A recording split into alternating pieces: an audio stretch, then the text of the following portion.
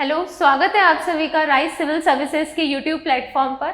इससे पहले हम इकोनॉमिक सर्वे के चैप्टर 3 को कर चुके हैं और चैप्टर 4 हमने थोड़ा सा शुरू किया था, जिसमें हमने देखा था कि भाई इंडस्ट्री क्या क्या होती है, कितने टाइप्स की होती है, सरकार ने एमएसएमई की क्या डेफिनेशन दी है और सरकार ने एमएसएमई के लिए क्या क्या स्कीम्स चलाई हैं।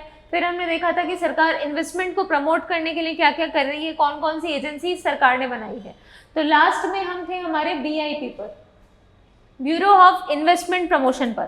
थोड़ा सा इसको वापस देख लेते हैं, इंपॉर्टेंट है ये। तो बीआईपी करता क्या है? बीआईपी बड़े निवेश प्रस्तावों को अट्रैक्ट करने का काम करता है, उन्हें इजी गोइंग बनाने का काम करता है। ठीक है, दो चीजें और ये करता है इसके अंदर, एक तो होता है बोर्ड ऑफ इन्वेस्टमेंट, एक होता है स्टेट एम्पावरमेंट कमेटी। ठीक है, बोर्ड ऑफ इन्वेस्टमेंट तो होती है हमारे चीफ मिनिस्टर की अध्यक्षता में और स्टेट एम्पावरमेंट कमेटी होती है हमारे मुख्य सचिव की अध्यक्षता में। ठीक है, इसके बाद हम देखें तो इसके अंदर एक तो होता है सिंगल विंडो क्लियरेंस और एक होता है वन स्टॉप शॉप सिस्टम। ठीक है, तो ये दो चीजें इसके अंदर होती हैं। सबसे पहले तो स्टेट एम्पावरमेंट कमेटी हो गई, दूसरा ये वन स्टॉप शॉप सिस्टम हो गया और तीसरा ये वन विंडो क्लियरेंस सिस्टम हो गया, सिंगल विंडो क्लियरेंस। इसके बाद आता है कि भाई एमएसएमई, ये मैंने आपको कटवा दिया था क्योंकि मैंने ये पहले ही करवा दिया था, एमएसएमई फैसिलिटेशन एक्ट। फिर ये क्या करते हैं? इन्वेस्ट कनेक्ट प्रोग्राम करते हैं। तो इन्वेस्ट कनेक्ट प्रोग्राम क्या करते हैं? ये निवेश स्थान के रूप में प्रस्तुत करना होता है। इसमें अपन ने दो चीजें और पढ़ी थी कि ये कॉन्फ्रेंसेस करते हैं इन्वेस्टमेंट से रिलेटेड, जिसमें अपन ने 4-5 पढ़ी थी, 3 दिल्ली की थी, ठीक है, और 2-3 और थी, एक तमिलनाडु की थी, एक वो वाइब्रेंट विलेज गांधीनगर की थी। इस तरीके से अपन ने 4-5 कॉन्फ्रेंसेस पढ़ी थी, तो वो आपको याद होनी चाहिए, इस बार नई ऐड हुई है। ठीक है, अब आगे देखते हैं। आगे आता है रीको, राजस्थान राज्य औद्योगिक विकास एवं विनियोजन निगम लिमिटेड। राजस्थान राज्य औद्योगिक विकास एवं विनियोजन निगम लिमिटेड, रीको। ठीक है, तो ये रीको की फुल फॉर्म है, ये आपको पता होनी चाहिए। दूसरी चीज क्या है कि रीको होता क्या है? रीको देखो, सबसे पहले तो हमने देखा था बीआईपी। तो बीआईपी तो क्या करता है? इन्वेस्ट को अट्रैक्ट करता है, इन्वेस्टमेंट को। कैसे? बिग इन्वेस्टमेंट को। रीको क्या करता है? रीको इन्वेस्टमेंट तो देता ही है, साथ में टेक्निकल असिस्टेंस भी प्रोवाइड करता है।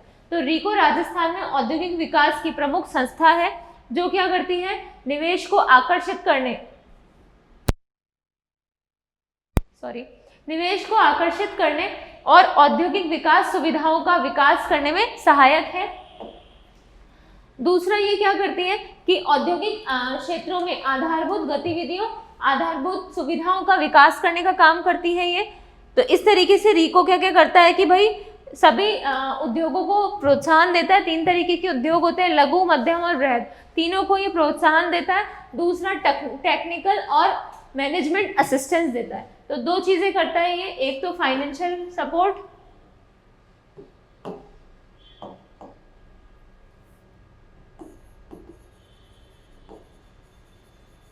फाइनेंशियल असिस्टेंस देता है ये, दूसरा ये देता है टेक्निकल और तीसरा देता है ये प्रबंधन यानी मैनेजमेंट हेल्प। ठीक है, तो ये 3 तरीके के काम कौन करता है? रीको करता है। अब रीको में देखो क्या है कि भाई 10 नए औद्योगिक क्षेत्रों की स्थापना की गई है। कहाँ कहाँ पे? ओसिया जोधपुर में, उमराई झालावाड़ में, राजस नागौर में, कुंज बिहारी जयपुर में, नाडोल पाली में, उसके बाद धर्मपुरा बाड़मेर में, नैनवा बूंदी में, वरकाना पाली में, मालखीटूस उदयपुर में और मालवा कचौरा उदयपुर में। ठीक है, तो ये 10 औद्योगिक जोन्स बनाए गए हैं रीको के द्वारा, औद्योगिक क्षेत्र 10 नए। तो इनमें से आपको थोड़े बहुत याद होने चाहिए। इसके बाद देखो, उद्योगों को फाइनेंशियल असिस्टेंस और विभिन्न रियायतें देने का काम करता है। तकनीकी और प्रबंधकीय सहायता, मैंने आपको अभी शुरू में ही बताया था कि भाई बीआईपी तो क्या करता है? बड़े निवेशों को प्रोत्साहन देने का काम करता है। रीको क्या करता है? वित्तीय सहायता तो देता ही देता है, साथ में टेक्निकल और मैनेजरियल असिस्टेंस देता है। ठीक है, इसके बाद हम देखते हैं कि भाई रीको ने क्या क्या किया है। तो रीको ने कुछ पार्क्स बनाए हैं, जो आपने पढ़े होंगे, वही एग्रो पार्क्स होते हैं, वो रीको बनाता है। ठीक है, और इस तरीके की चीजें बनाई हैं। तो देखते हैं क्या क्या बनाता है। सबसे पहले मेडटेक मेडिकल डिवाइसेस पार्क बनाया है। कहाँ पे? जोधपुर के बोरनाड़ा में, है ना। उसके बाद इंटीग्रेटेड रिसोर्स रिकवरी पार्क बनाया है इसने जयपुर के जम्वा रामगढ़ में, ये थौलाई औद्योगिक क्षेत्र में। ठीक है, उसके बाद एग्रो फूड पार्क तो 4 होते ही हैं, कोटा, अलवर, गंगानगर, बोरनाड़ा जोधपुर में। फिर तिवरी जोधपुर में भी एक विशेष परियोजना है। फिर sports goods and toys zone बनाया है इसने खुशखेड़ा भिवाड़ी में। फिर इसने जापानी जोन बनाया है कहाँ पे, नीमराना औद्योगिक क्षेत्र, जिला अलवर में, ठीक है। फिर विशेष आर्थिक जोन यानी कि सेज बनाया है, special economic zone. James and jewellery का तो है आपका सीतापुरा औद्योगिक क्षेत्र जयपुर में, महिंद्रा वर्ल्ड सिटी जयपुर में। जयपुर में 2 है भाई, जेम्स एंड ज्वेलरी का तो सीतापुरा में है, और एक अभी नया बना है महिंद्रा वर्ल्ड सिटी, ये भी जयपुर में ही है, ठीक है। तो इनको आप 5 इसने अग्निशमन केंद्र बनाए, केशवाना नीमराना में, खैरथल अलवर में, खारा बीकानेर में, कलड़वास उदयपुर में और रतनगढ़ चूरू में, ठीक है। फिर जेम्स एंड ज्वेलरी को प्रोत्साहन देने के लिए एक जेम्स बोर्ड्स बना है सीतापुरा औद्योगिक क्षेत्र में। तो आप ना इसको याद करने के लिए अपन एक वो बना लेते हैं छोटा सा मैप।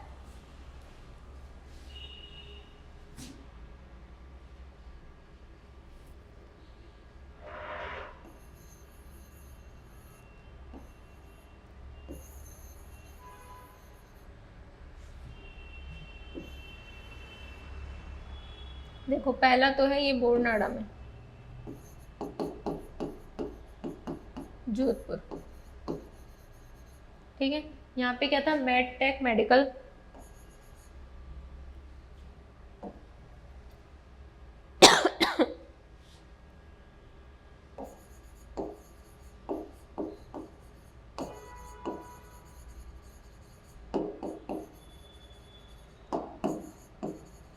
ये तो था बोरनाड़ा जोधपुर में क्या, मेडटेक मेडिकल डिवाइस पार्क, ठीक है। उसके बाद आता है जयपुर में,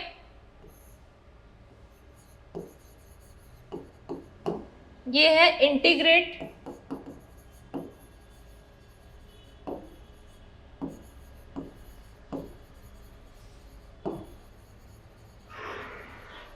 इंटीग्रेटेड रिसोर्स रिकवरी पार्क। फिर यहाँ पे आता है अलवर में, ये 2 है, एक तो अभी अपन ने पढ़ा था टॉयज वाला, और इससे पहले है ये जापानीज जोन,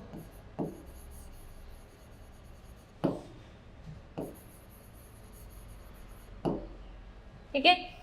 कहाँ पे था ये, गिलोथ में, और एक हमने पढ़ा था स्पोर्ट्स वुड्स,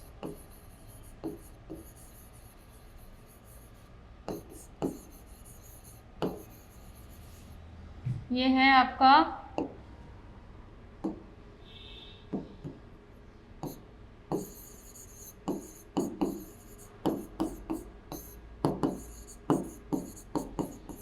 ठीक है।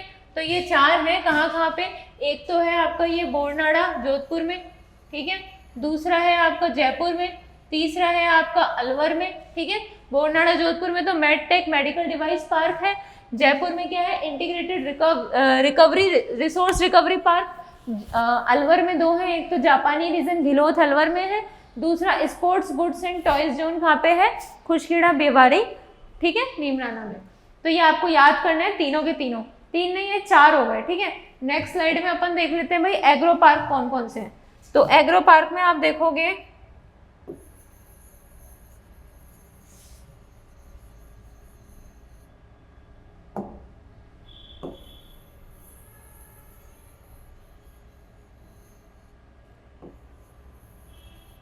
ठीक है, मैप एक बार सही से बना लेना भाई, श्री गंगानगर,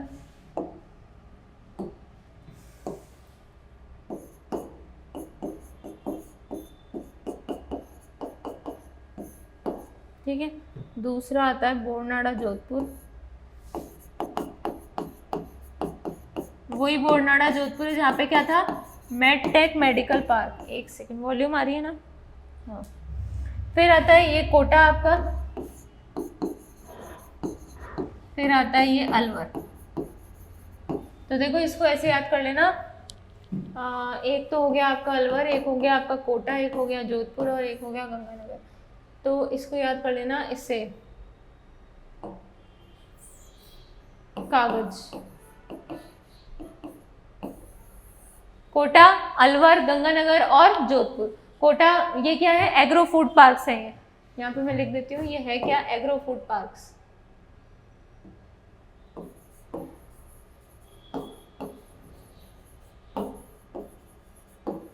तो एग्रो फूड पार्क्स 4 हैं, कौन कौन से हैं? एक तो है आपका श्रीगंगानगर, दूसरा है आपका बोरनाड़ा जोधपुर में, तीसरा है आपका अलवर में और चौथा है आपका कोटा में। और इसको याद किस ट्रिक से करेंगे? कागज से। इससे पहले हमने क्या पढ़ा था कि भाई बोरनाड़ा जोधपुर में क्या है? मेडटेक मेडिकल डिवाइस पार्क है, ठीक है। उसके बाद हमने पढ़ा था जयपुर में इंटीग्रेटेड रिकवरी रिसोर्स पार्क है, sorry integrated resource recovery park है। फिर हमने अलवर में 2 पढ़े थे, स्पोर्ट्स गुड्स और टॉयज जोन पढ़ा था। दूसरा जापानी क्षेत्र, जापानी क्षेत्र तो कहाँ पे था? घिलोत अलवर में था। और टॉयज जोन कहाँ पे था? ये है खुशखेड़ा भिवाड़ी में, ठीक है। इसके बाद देखते हैं हम, फिर हमने पढ़ा था अग्निशमन केंद्र, ये रहे अग्निशमन केंद्र। कहाँ कहाँ पे है? केशवाना नीमराना में, खैरथल अलवर में है, तो इसको यहीं बना लेते हैं।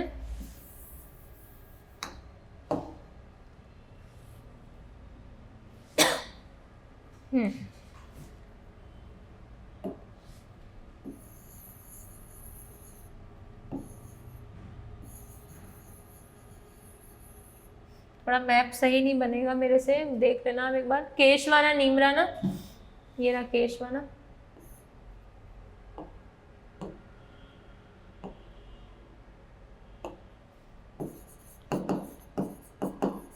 कहाँ पे है ये? नीमराना में, ठीक है। दूसरा है खैरथल अलवर,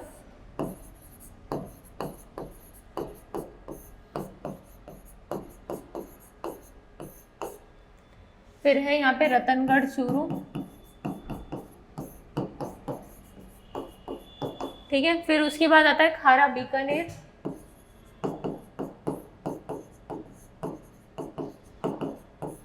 फिर आता है आपका कलड़वास उदयपुर,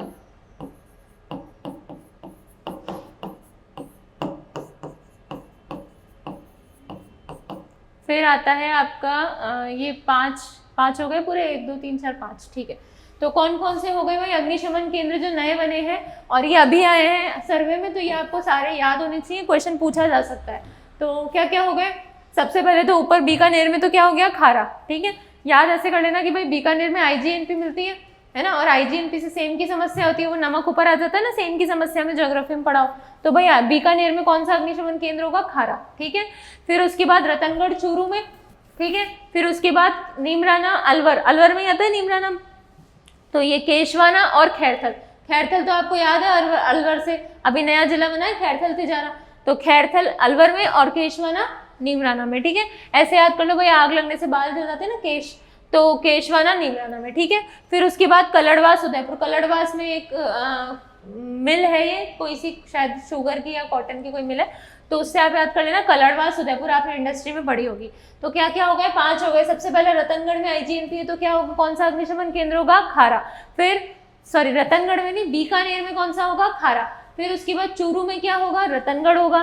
फिर हमने अलवर में 2 पढ़े, क्या आग लगने से बाल जल जाते हैं, तो केशवाना, ठीक है, नीमराना में। फिर उसके बाद खैरथल कहाँ पे? अलवर में, ठीक है। फिर उसके बाद कलड़वास उदयपुर में। तो ये 5 क्या है? ये है अग्निशमन केंद्र।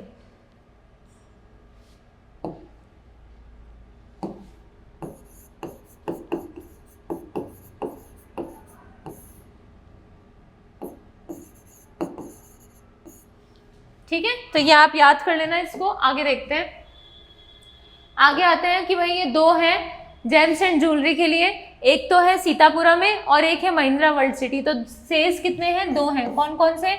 जेम्स एंड ज्वेलरी, एक तो है आपका सीतापुरा में और एक है आपका महिंद्रा वर्ल्ड सिटी,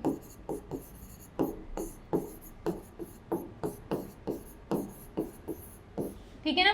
तो ये दोनों आपको याद करने हैं। सेल्स कौन से हैं? 2, सीतापुरा और महिंद्रा वर्ल्ड सिटी, ठीक है।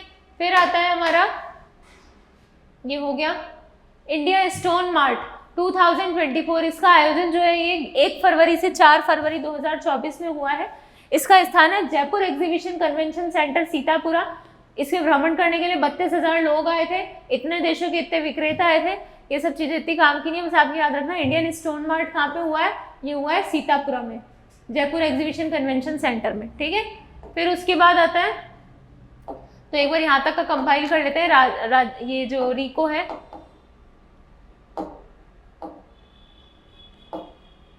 सबसे पहले तो रिको क्या करता है, रिको औद्योगिक विकास की मुख्य संस्था थी, ठीक है।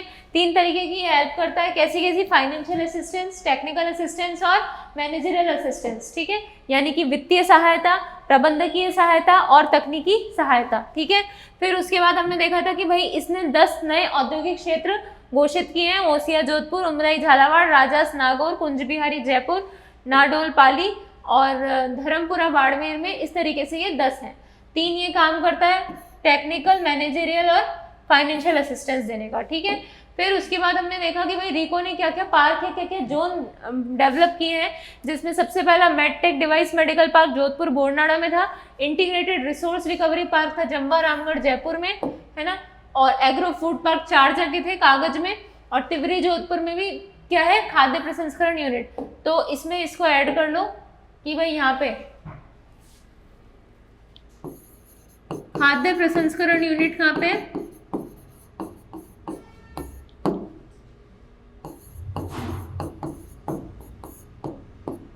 तिवरी जोधपुर, ठीक है। इसके पहले हमने ये देखा था कि भाई ये 4 थे, मेडटेक डिवाइस पार्क कहाँ पे है, बोरनाड़ा जोधपुर में है, जयपुर में क्या है, इंटीग्रेटेड रिकवरी रिसोर्स पार्क है, अलवर में एक तो जापानी क्षेत्र है ना, गिलोथ अलवर में, दूसरा क्या है, sports goods and toys Khushkhera Bhiwadi में, ठीक है। तो ये याद कर लेना आप।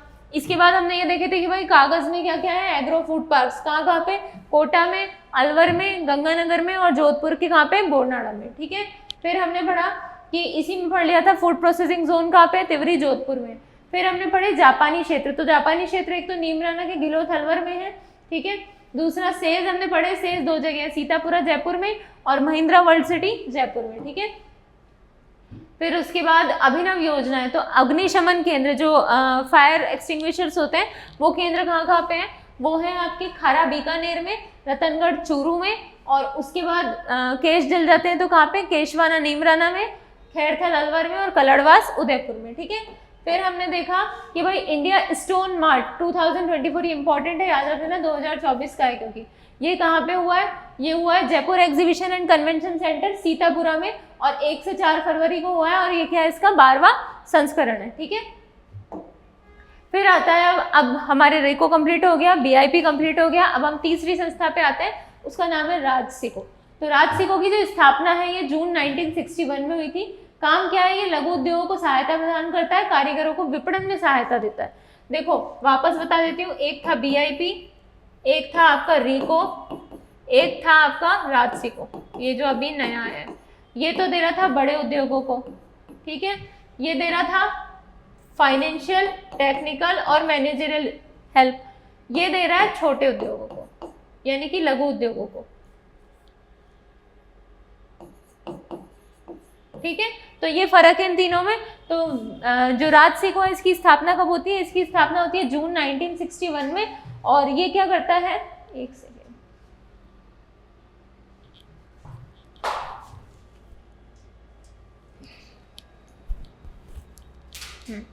राजसिको की स्थापना कब होती है, जून 1961 में, और ये क्या करता है, लघु उद्योगों को सहायता देने का काम करता है, कारीगरों को विपणन सहायता, और साथ में ये मार्केटिंग की भी फैसिलिटी देता है, ठीक है। उद्देश्य राज्य के हस्तशिल्प को बढ़ावा देना है। फिर आती है इसकी मुख्य गतिविधियां। तो यहाँ तक आपको क्या देखना था, आपको यहाँ पे याद ये करना है कि भाई राजसिको करता क्या है और राजसिको का गठन कब हुआ है। तो राजसिको का गठन कब हुआ है, राजसिको का गठन हुआ है जून 1961 में, ठीक है। ये क्या करता है, लघु उद्योगों को सहायता करता है, ठीक है, पैसे की तो करता ही है, साथ में क्या करता है, विपणन सहायता करता है मेन तो, ठीक है, और हस्तशिल्पों को बढ़ावा देने का काम करता है ये। इसके बाद आता है कि भाई इसकी गतिविधियां क्या क्या है। तो देखो इसने ड्राई पोर्ट्स बना रखे हैं, कुछ शुष्क बंदरगाह बना रखे हैं, इनलैंड कंटेनर डिपो, इसके माध्यम से निर्यातक आयातक सेवाएं उपलब्ध करवाता है ये, ठीक है। वर्तमान में आईसीडी जोधपुर जयपुर से आयात निर्यात सुविधाएं दी जा रही हैं, हवाई मार्ग से आयात निर्यात सुविधाएं, हवाई मार्ग यानी कि कार्गो कॉम्प्लेक्स जो होते हैं ना, ये कहाँ पे है, सांगानेर जयपुर में है, ठीक है। तो कार्गो कॉम्प्लेक्स कहाँ पे है इसके, सांगानेर जयपुर में। इसके बाद देखें तो विशेष परियोजना पीएम गति शक्ति के तहत आईसीडी बासनी औद्योगिक क्षेत्र, ठीक है, इंडस्ट्रियल कॉरिडोर आईसीडी औद्योगिक क्षेत्र सालवास तक विस्तारित परियोजना है। फिर ट्रेड इंफ्रास्ट्रक्चर सर्विसेज स्कीम कहाँ पे है? मानसरोवर के जयपुर एयर कार्गो कॉम्प्लेक्स में।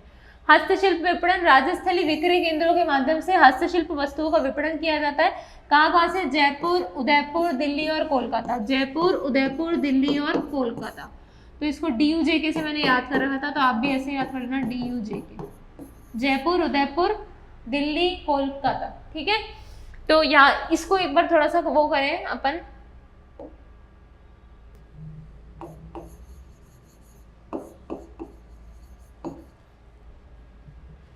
ये कहाँ कहाँ पे बनाए हैं इसने? ड्राई पोर्ट्स बनाए हैं जयपुर में और जोधपुर में, ठीक है। फिर उसके बाद एयर कार्गो कॉम्प्लेक्स,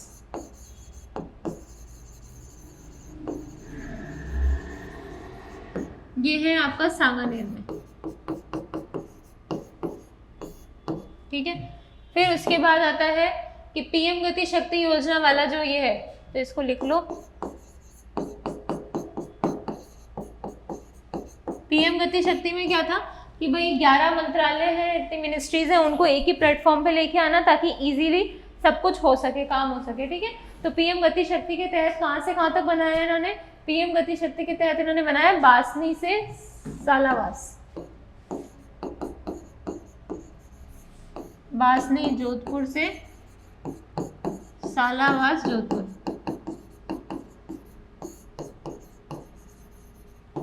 ठीक है।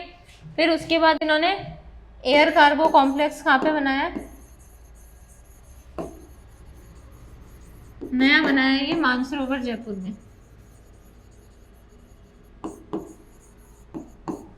ठीक है। तो आपको इसको याद करना है कि भाई ड्राई पोर्ट्स कहाँ कहाँ पे है? जयपुर जोधपुर में तो इसके ड्राई पोर्ट्स हैं, और जयपुर जोधपुर के साथ भीलवाड़ा में भी है ये, ठीक है। फिर उसके बाद एयर कार्गो कॉम्प्लेक्स कहाँ पे है आपका? सांगानेर में है। पीएम गति शक्ति के तहत ये बासनी जोधपुर से सालावास जोधपुर तक है ये, और एयर कार्गो कॉम्प्लेक्स जो नया बना है ये कहाँ बना है? मानसरोवर जयपुर में। तो ये याद होना चाहिए आपको कि नया एयर कार्गो कॉम्प्लेक्स कहाँ बना है? मानसरोवर जयपुर में, ठीक है। फिर आता है कि अब नई संस्था आती है RFC, आपका राजसी को खत्म हो गया है, अब आता है RFC। तो RFC क्या है? राजस्थान वित्त निगम, राजस्थान फाइनेंस कॉर्पोरेशन। तो राजस्थान वित्त निगम की स्थापना 1955 में होती है। MSME इकाइयों को औद्योगिक परियोजनाओं के लिए फाइनेंशियल असिस्टेंस ये देता है। यह निगम राज्य के औद्योगिकीकरण में शीर्ष महत्वपूर्ण भूमिका निभाता है। ऋण योजनाएं RFC के द्वारा मुख्य ऋण योजनाएं चलाई जाती है। बताया भाई ये फाइनेंशियल असिस्टेंस देता है। तो सामान्य परियोजना ऋण योजना, सेवा क्षेत्र हेतु योजना, वाणिज्यिक रियल असिस्टेंट सेक्टर, एकल खिड़की योजना, सिंगल विंडो क्लियरेंस, अहर्ता हेतु पेशेवरों हेतु योजना, तो ये सब आपको याद नहीं करना। टॉप अप ऋण योजना, युवा उद्यमिता योजना, ये सब याद नहीं करना, ये देख लेते हैं। युवा तो अपने को क्या याद करना है भाई? राशि को RFC में कि इसका गठन कब होता है और ये क्या करता है? MSME को फाइनेंशियल असिस्टेंस देने का काम करता है। तो एक बार आप इसको थोड़ा शॉर्ट में देखो तो अपन ने पढ़ा कि भाई एक तो अपन ने पढ़ा BIP, एक अपन ने पढ़ा RICO, एक अपन ने पढ़ा राजसिको, एक अपन ने पढ़ा RFC, ठीक है। तो BIP तो क्या कर रहा था कि भाई बड़े निवेश उनके ऊपर काम कर रहा था। RICO क्या कर रहा था? RICO क्या कर रहा था? टेक्निकल असिस्टेंस दे रहा था और मैनेजरियल असिस्टेंस दे रहा था और वित्तीय सहायता दे रहा था, वित्तीय, प्रबंधकीय और तकनीकी, और ये तीनों तरीके के उद्योगों को दे रहा था, लघु, बड़े, छोटे जितने भी हैं सब तरीके के, ठीक है। राजसी को क्या कर रहा था? राजसी को मेनली विपणन हेल्प कर रहा था, यानी मार्केटिंग असिस्टेंस दे रहा था। ये क्या कर रहा है? ये MSME को दे रहा है ऋण, और ये देता है 20 करोड़ से ज्यादा का ऋण। इसमें लिखा हुआ नहीं है, ये तो 10 लाख से ज्यादा का ऋण देता है और ये 20 लाख से ज्यादा का ऋण देता है, ठीक है। तो ये चार अंतर है इसमें, BIP में, राजसिको में, RICO में और RFC में। कि पहला वाला तो केवल बड़े निवेशों की बात करता है और 10 लाख से ऊपर के, ठीक है। रिको वाला वित्तीय असिस्टेंस भी देता है, प्रबंधकीय भी देता है और तकनीकी भी देता है। राजसी को क्या करता है, विपणन में हेल्प करता है। और आरएफसी क्या करता है, एमएसएमई को लोन देता है, लेकिन कौन से लोन, बड़े लोन, यानी 20 लाख से ऊपर के लोन देता है, ठीक है। इसके बाद हम देखते हैं भाई आरएफसी की एक स्कीम है युवा उद्यमिता प्रोत्साहन योजना। कौन सी योजना, युवा उद्यमिता प्रोत्साहन योजना। तो युवा उद्यमिता प्रोत्साहन योजना जो है वो राज्य में औद्योगिक इकाइयां स्थापित करने के लिए लोन प्रोवाइड करवाते हैं। ये किसके लिए, इंडस्ट्रियल यूनिट्स को डेवलप करने के लिए लोन प्रोवाइड करवाते हैं, जिसमें राज्य सरकार के द्वारा 1000 इकाइयों को वित्तीय सहायता देने का लक्ष्य दिया जाता है, ठीक है। और इसकी उम्र सीमा कितनी है, 45 वर्ष। इसमें 1.5 करोड़ तक का ऋण दिया जाता है 6% के अनुदान पर।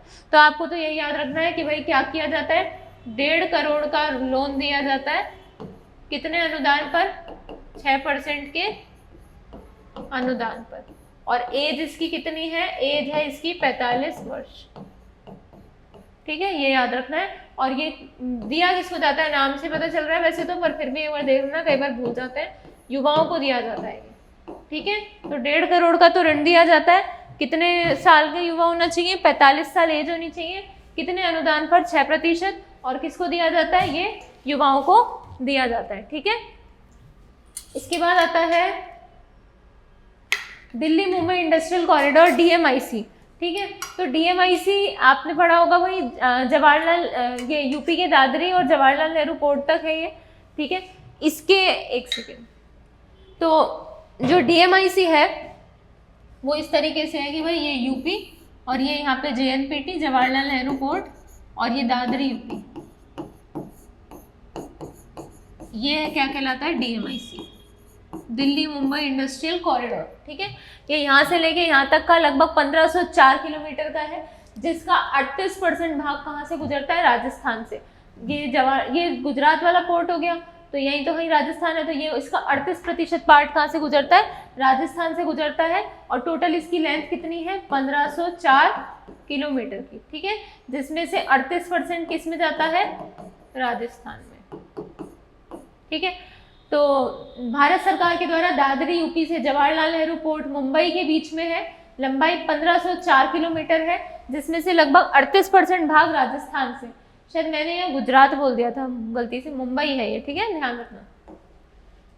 दिल्ली मुंबई इंडस्ट्रियल कॉरिडोर, अब क्या है कि भाई ये तो कॉरिडोर है आपका, इन्होंने क्या किया है कि भाई 150 किलोमीटर इधर और इधर कोई एक बेल्ट बनाई जाएगी, जिसके अंदर इंडस्ट्रियल जोन्स डेवलप किए जाएंगे। क्योंकि जब आपका ये कॉरिडोर बन रहा है तो आपने देखा होगा कि भाई जब भी कोई कनेक्टिविटी बनती है तो कनेक्टिविटी बनेगी तो बिजनेस भी ग्रोथ करेगा, तो बिजनेस तभी तो ग्रोथ करेगा जब वहाँ पे कुछ वहाँ की पॉसिबिलिटीज अच्छी होंगी।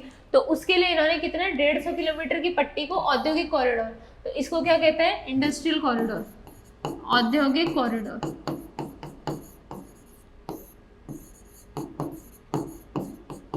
कितने किलोमीटर का, 150 किलोमीटर का, ठीक है। इसको 2 नोड्स में डेवलप किया गया है। 2 नोड्स ऐसे हैं कि एक तो है इसका निवेश क्षेत्र, एक है इसका औद्योगिक क्षेत्र,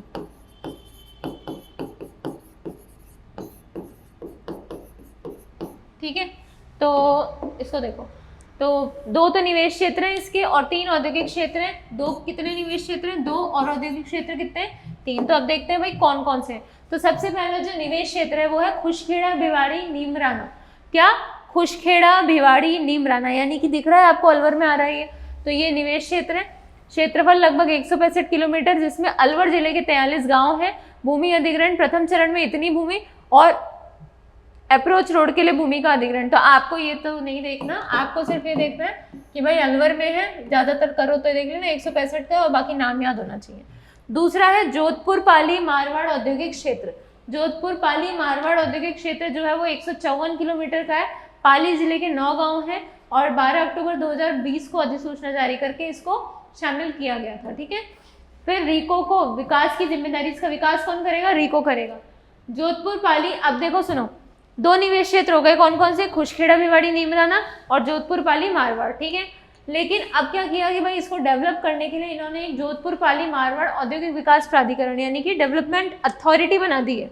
जैसे जयपुर में है ना जेडीए, जयपुर डेवलपमेंट अथॉरिटी, नया अभी कोटा में भी प्रस्तावित हुआ है। उसी तरीके से इन्होंने इसके लिए क्या बना दी है, एक नई डेवलपमेंट अथॉरिटी की अधिसूचना जारी कर दी है। फेज 1 में राजकीय भूमि शामिल है, जबकि फेज भूमि में निजी भूमि के अधिग्रहण की प्रक्रिया प्रारंभ की गई है। तो 2 निवेश क्षेत्र हो गए हमारे, कौन कौन से? पहला तो हो गया खुशखेड़ा भिवाड़ी,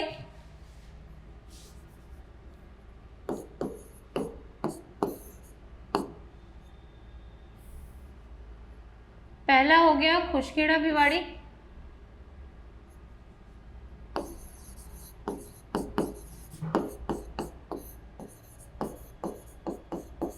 नीमराना। दूसरा हो गया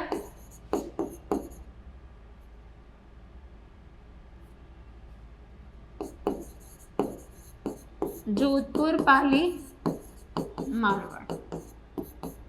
ठीक है, तो ये 2 निवेश क्षेत्र हो गए, कौन कौन से? खुशखेड़ा भिवाड़ी नीमराना और जोधपुर पाली मारवाड़। और 3 औद्योगिक जोन है, वो भी देखेंगे। और हमने देखा भाई इसको कैसे बना दिया, डेवलपमेंट अथॉरिटी के रूप में विकसित कर दिया इसको। आगे देखते हैं, आगे है राजस्थान विशेष निवेश क्षेत्र अधिनियम। ये जो निवेश क्षेत्र बनाए हैं 2, इनके लिए राजस्थान ने विशेष निवेश क्षेत्र अधिनियम एक्ट पारित कर दिया है 2016 में। तो विशेष निवेश क्षेत्रों को व्यवस्थित विकास करने के लिए 26 अप्रैल 2016 को अधिनियमित किया गया था।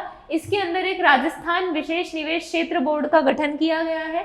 विशेष निवेश क्षेत्र जो है वो भिवाड़ी इंटीग्रेटेड टाउनशिप, अलवर जिले की बहरोड, मंडावर, नीमराना, कोटकासिम और तिजारा तहसील के 363 गांव शामिल है। इसमें कौन कौन से हैं? बहरोड, मुंडावर, नीमराना, कोटकासिम और तिजारा। तिजारा है ना जहाँ पे जैन धर्म के महावीर जी का मंदिर है। तो बहरोड, मुंडावर, नीमराना, कोटकासिम और तिजारा। ठीक है, तो ये क्या बना दिए? भिवाड़ी इंटीग्रेटेड टाउनशिप के तहत इतने गांव इसमें शामिल कर लिए ये वाले। 22 फरवरी 2018 को भिवाड़ी एकीकृत विकास प्राधिकरण की स्थापना की गई। कब? 22 फरवरी 2018 को। फिर खुशखेड़ा भिवाड़ी नीमराना जो क्षेत्र है, इसमें इतने तारीख को अधिसूचना जारी करके इतने गांव शामिल कर दिए गए। रीको क्षेत्रीय विकास प्राधिकरण होगा, गांव में BIDA कार्य करेगा। तो आपको इसको जो शॉर्ट में इस तरीके से याद करना है कि भाई इसके 2 तो निवेश क्षेत्र हो गए। ठीक है, औद्योगिक क्षेत्र है इसमें 3। 2 निवेश क्षेत्र कौन कौन से हैं इसके अंदर? 2 निवेश क्षेत्रों में है कि खुशखेड़ा भिवाड़ी, सॉरी अब मैं इसको वापस से एक बार बना देती हूँ आपको।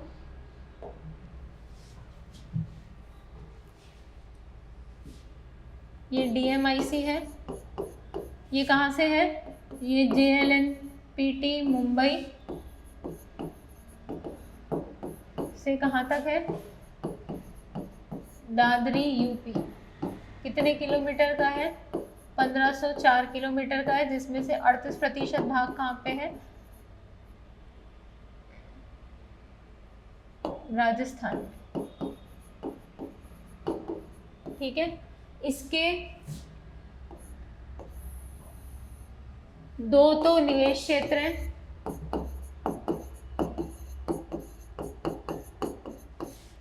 और 3 है इसके औद्योगिक क्षेत्र।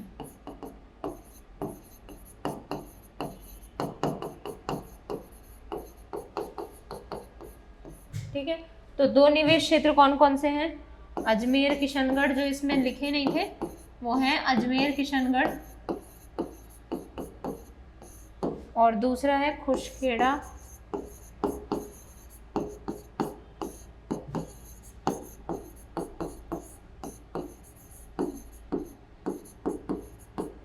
शायद जोधपुर पाली मारवाड़ निवेश क्षेत्र में लिख रहा था PDF में, वो औद्योगिक क्षेत्र निवेश क्षेत्र नहीं है वो। ठीक है, तो यहाँ पे हो गया जयपुर दूसरा,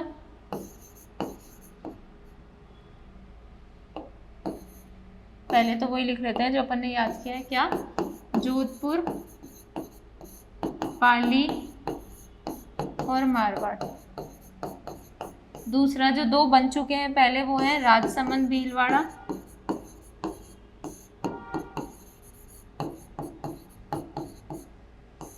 और एक है जयपुर दौसा।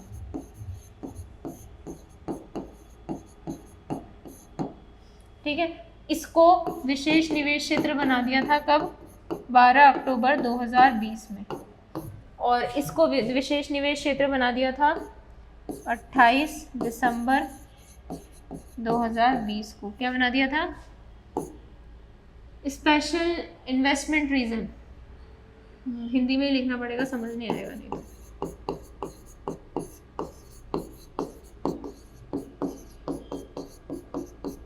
ठीक है, तो इस तरीके से DMIC जो है वो जवाहरलाल नेहरू पोर्ट मुंबई से दादरी यूपी तक है, 1504 किलोमीटर का है, जिसका 38% भाग राजस्थान में है।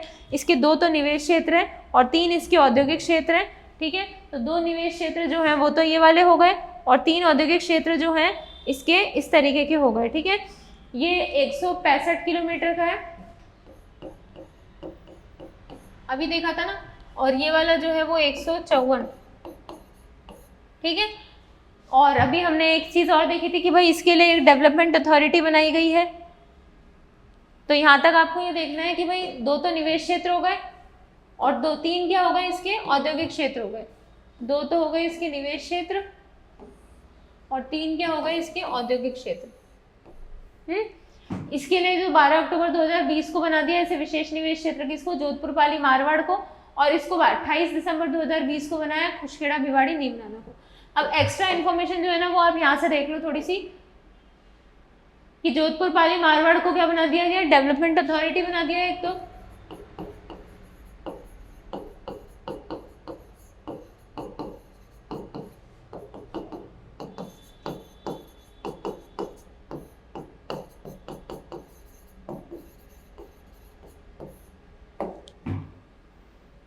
ठीक है,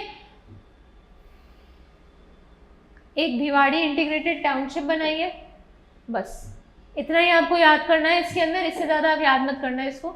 अब आते हैं हमारे नेक्स्ट टॉपिक पे, खादी और ग्राम उद्योग। तो खादी और ग्राम उद्योग क्या है कि भाई आपने वो सुना होगा ना कि गांधी जी चरखा काटते थे तो खादी बनाते थे, खादी पहनते थे। गांधी जी ने बोला था कि भाई विदेशी वस्तुओं का बहिष्कार करो, देश स्वदेशी अपनाओ, और स्वदेशी उस वक्त क्या चलती थी? खादी चलती थी।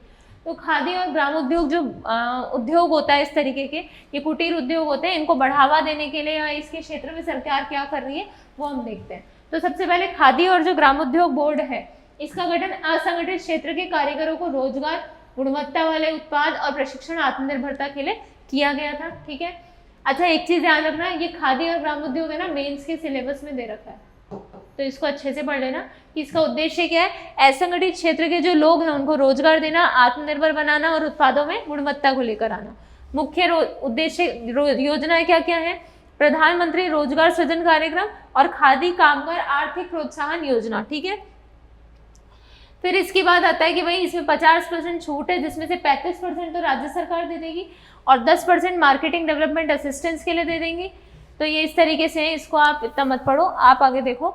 अभिनव योजना क्या है? 194 खादी ग्रामोद्योग भंडारों का निर्माण किया गया है, खादी संस्था समितियों को लाभान्वित किया गया है और 50 संस्थाओं का आधुनिकीकरण किया गया है। इतना फैक्ट याद होगा नहीं, आपको बस इतना याद रखना है कि भाई खादी ग्रामोद्योग बोर्ड जो है या खादी और ग्रामोद्योग जो है इसका उद्देश्य क्या है? इसका उद्देश्य है रोजगार देना, इसमें असिस्टेंस देना और इस तरीके की चीज़ें करना। और आपको इसमें एक चीज़ और याद होनी चाहिए कि भाई इसके 3 प्रशिक्षण केंद्र हैं।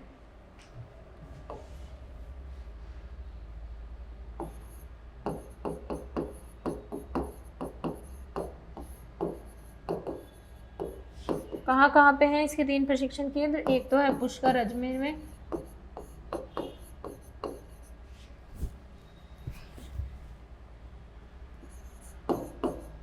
दूसरा है आपका मानसरोवर संकुल जयपुर,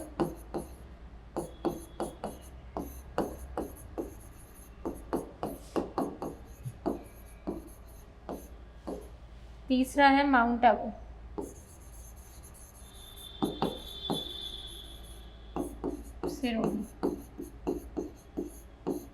ठीक है, अब इसके कुछ व्यावसायिक केंद्र भी डेवलप किए गए हैं।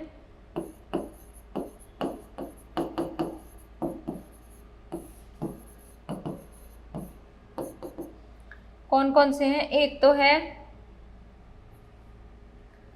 ग्राम्य खादी हैंडीक्राफ्ट एम्पोरियम,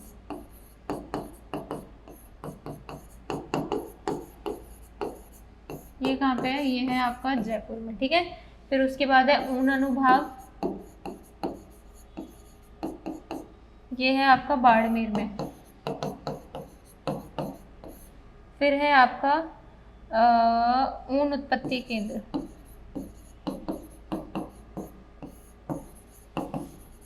ये है आपका बीकानेर में, ठीक है। तो ये आपको नाम याद रखना है कि भाई व्यवसायिक केंद्र बनाए खादी ग्राम उद्योग बोर्ड ने, और 3 प्रशिक्षण केंद्र। ये सब बनाता कौन है, ये बनाता है खादी ग्राम उद्योग बोर्ड।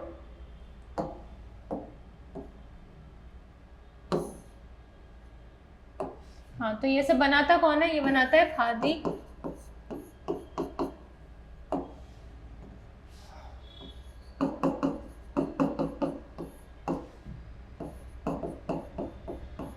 खादी ग्राम उद्योग बोर्ड बनाता है इसको, ठीक है। और इसमें क्या है, इसकी स्थापना 1955 में हुई थी, और इसमें टोटल सदस्य है 13 में एक अध्यक्ष है और 12 सदस्य हैं।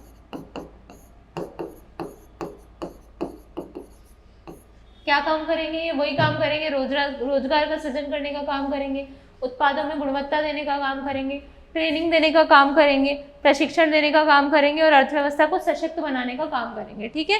तो खादी ग्राम उद्योग बोर्ड की स्थापना कब होती है, 1955 में होती है। इसमें सदस्य कितने हैं, 13, जिसमें एक अध्यक्ष और 12 सदस्य हैं।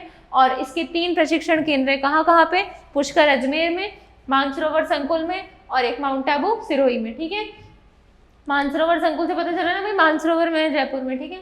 फिर व्यवसायिक केंद्र कहाँ कहाँ पे है, इसके व्यवसायिक केंद्र है खादी ग्राम उद्योग बोर्ड, कहाँ पे है ये, खादी ग्राम में, हैंडीक्राफ्ट एम्पोरियम जयपुर में, ऊन अनुभाग बाड़मेर में, और एक बीकानेर में। यानी कि एक तो यहाँ पे जयपुर में है, एक यहाँ बाड़मेर में, और एक यहाँ बीकानेर में, ठीक है। तो इसको ऐसे आप याद कर लेना। आगे चलते हैं, आगे आता है हमारे खनिज संसाधन। तो देखो खनिज संसाधन में क्या है कि सबसे पहले तो जो राजस्थान है, ये यहाँ पे 81 प्रकार के खनिजों के भंडार माने जाते हैं, जिसमें से हम 53 प्रकार के, 58 प्रकार के निकालते हैं, सॉरी। तो राजस्थान क्या कहलाता है, खनिजों का अजायब घर कहलाता है, ठीक है। पावर हाउस ऑफ मिनरल्स कहलाता है राजस्थान। क्यों कहलाता है, क्योंकि टोटल 81 प्रकार के खनिज हमारे यहाँ स्टोर होते हैं, जिसमें से 58 प्रकार के हम निकालते हैं, ठीक है। इसलिए क्या कहलाता है राजस्थान, खनिजों का अजायब घर और पावर हाउस ऑफ मिनरल्स। और थोड़ा सा आप इसको थोड़ा ब्रीफ डिस्कशन में देखो तो राजस्थान में टोटल 22% खनिज जो है ना इंडिया के, वो राजस्थान प्रोड्यूस करता है, जिसमें से 15% तो मेटेलिक है और 25% नॉन मेटेलिक है। ये मेटेलिक है और ये नॉन मेटेलिक है। और हमारी जो राजस्थान है वो इनकम में फर्स्ट है मिनरल्स के उससे, और वो किस वजह से है, नॉन मेटेलिक मिनरल्स की वजह से। यानी कि पूरे देश का कुल 22% खनिजों का उत्पादन कौन करता है, अकेला राजस्थान करता है, जिसमें से 15% खनिज तो हैं आपके मेटेलिक यानी कि धात्विक, और बाकी के 25% खनिज जो हैं वो हैं अधात्विक। और वो जो अधात्विक खनिज हैं वो इतना पैसा दे रहे हैं कि इस वजह से राजस्थान खनिजों के मामले में फर्स्ट नंबर की इनकम रखता है पूरे इंडिया में, ठीक है। अब राजस्थान में 81 प्रकार के तो खनिज हैं और 58 प्रकार के वर्तमान में खनन किया जाता है। तो इसको क्या कहते हैं,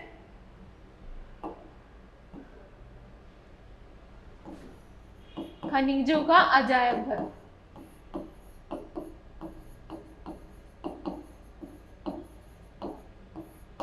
पावर हाउस ऑफ मिनरल्स, ठीक है। अब देखो इसमें हम बात करते हैं हमारे सर्वे की, ये तो बात थी ज्योग्राफी की राजस्थान की। अब हम बात करते हैं हमारे सर्वे में क्या क्या दिया है, हमें क्या क्या याद करना है। तो सर्वे में सबसे पहला पॉइंट ये दिया है कि भाई जो 81 प्रकार के खनिजों का भंडार है और 58 हम उसमें से माइन कर लेते हैं। सबसे पहला पॉइंट ये है कि भाई एक खनिजों के बारे में, प्रोडक्टिविटी के बारे में, कि एकमात्र उत्पादक किसके हैं हम, लगभग पूरा उत्पादन हम किसका करते हैं, प्रमुख उत्पादक किसके। 3 कैटेगरी है कि एकमात्र उत्पादक यानी कि हम केवल खुद ही करते हैं उस चीज का उत्पादन। ऐसे कौन से खनिज है, तो वो 2 खनिज है, सीसा और जस्ता, ठीक है। सीसा जस्ता आपने ज्योग्राफी में पढ़े होंगे भाई, वो चौथ का बरवाड़ा में मिलते हैं, अलवर में, सवाई माधोपुर में सॉरी, और राजसमंद में सिंधेसर खुर्द और सिंधेसर कला में मिलते हैं, और उदयपुर में जावर चांदी की खान है ना, सीसा जस्ता चांदी। तो सीसा जस्ता का एकमात्र उत्पादक कौन है, राजस्थान है, ठीक है। लगभग पूरा उत्पादन किस चीज का है, चांदी, कैल्साइट और जिप्सम का। किस किस चीज का, चांदी का, कैल्साइट का और जिप्सम का, ठीक है। उसके बाद हम बात करते हैं प्रमुख उत्पादक किसका है ये। तो प्रमुख उत्पादक है ये जितने भी क्ले होते हैं ना, ball clay, fire clay, phosphatite, steatite, feldspar, किस किस का, बॉल क्ले, फास्फोराइट, स्टेटाइट और फेल्सपार का। उसके बाद हम बात करते हैं कि भाई अग्रणी किस में है उत्पादन में, कि भाई अग्रणी का मतलब समझते हो कि मान लो कि टोटल 100 प्रोड्यूस हो रहा है, तो 100 में से अग्रणी मतलब सबसे ज्यादा कौन प्रोड्यूस कर रहा है, तो सबसे ज्यादा आगे कौन है उत्पादन करने में, तो वो संगमरमर में, सैंडस्टोन में, ग्रेनाइट में, इस तरीके के सामानों में अग्रणी है। दूसरा किस में है ये, सीमेंट ग्रेड और स्टील ग्रेड में क्या है ये, अग्रणी उत्पादक है। ठीक है, तो इसको अपन थोड़ा सा देख लेते हैं। और राज्य में खनन पट्टों की संख्या इतनी है, ये किसी काम का नहीं है, ये मत याद करना आप। राजस्थान राज्य खनिज अन्वेषण न्याय, यह ट्रस्ट खान और भू विज्ञान विभाग के सुदृढ़ीकरण का काम करता है, तकनीकी नवाचार वगैरह देता है ये। तो यहाँ तक एक बार देखते हैं इसको अपन। तो ये आपको याद रखना है भाई कि खनिजों का अजायब घर कहलाता है।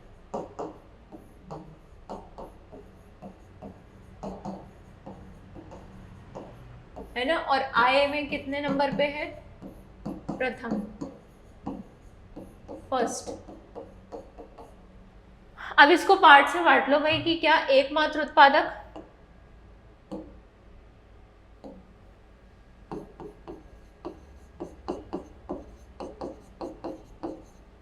थोड़ा इसको छोटा कर लेते हैं, ये लिखा नहीं जाएगा यहाँ।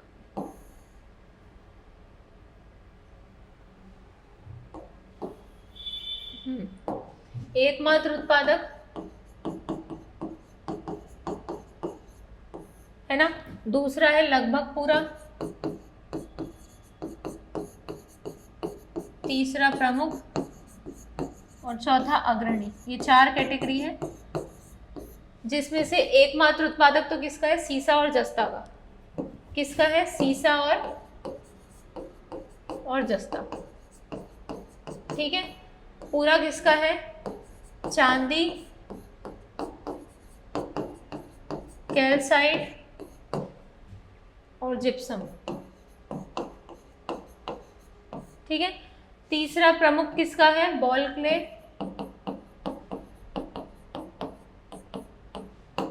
फास्फोराइट, स्टेटाइट और फेल्सपार। ठीक है, अग्रणी किसका है, अग्रणी है ये देखो, संगमरमर, सैंडस्टोन, ग्रेनाइट, सीमेंट ग्रेड और स्टील ग्रेड। सैंडस्टोन, संगमरमर, ग्रेनाइट, स्टील ग्रेड और सीमेंट ग्रेड। ठीक है, तो ये 4 कैटेगरी है, कौन कौन सी, एकमात्र उत्पादक, लगभग पूरा उत्पादक, अग्रणी उत्पादक और प्रमुख उत्पादक। तो आपको ये याद होने चाहिए, क्वेश्चन पूछ लेता है कि भाई राजस्थान किस चीज में, शायद ये वाला पूछा भी है, चांदी, कैल्साइट, जिप्सम वाला, कि लगभग पूरा उत्पादक किस चीज में है। तो वो 3 ग्रुप्स दे देगा, 4 ऑप्शन बना के आपको सेलेक्ट करना पड़ेगा। तो ये याद होना चाहिए आपको। आगे चलते हैं।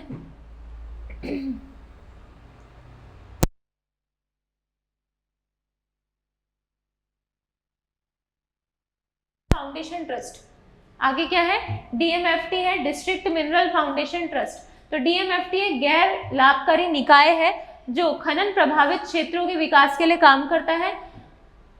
इतना काम का नहीं है, बस आपको अब ये देखो, ये है राजस्थान राज्य खान एवं खनिज लिमिटेड, क्या, RSMML, इंपॉर्टेंट है, इसको याद रखना है आपको, RSMML, राजस्थान राज्य खनिज वितरण निगम लिमिटेड, राजस्थान राज्य खान एवं खनिज लिमिटेड। ये आपके राजस्थान ज्योग्राफी में भी काम आएगा, मिनरल्स वाले चैप्टर में, तो आपको इसको याद कर लेना है।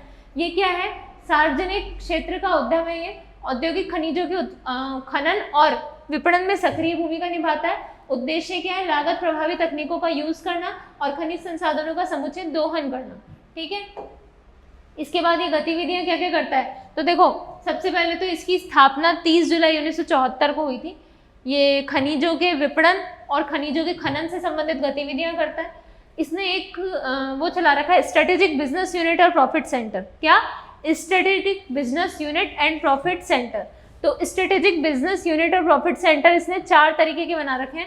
पहला है रॉक फॉस्फेट झामर कोटड़ा उदयपुर में, फिर है जिप्सम बीकानेर में, लाइमस्टोन जोधपुर में, लिग्नाइट जयपुर में। ये चारों आपको याद होने चाहिए। कैसे याद होंगे?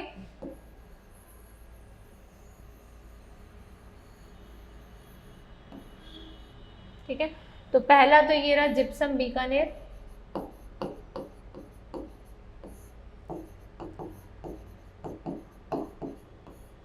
दूसरा ये हो गया लिग्नाइट,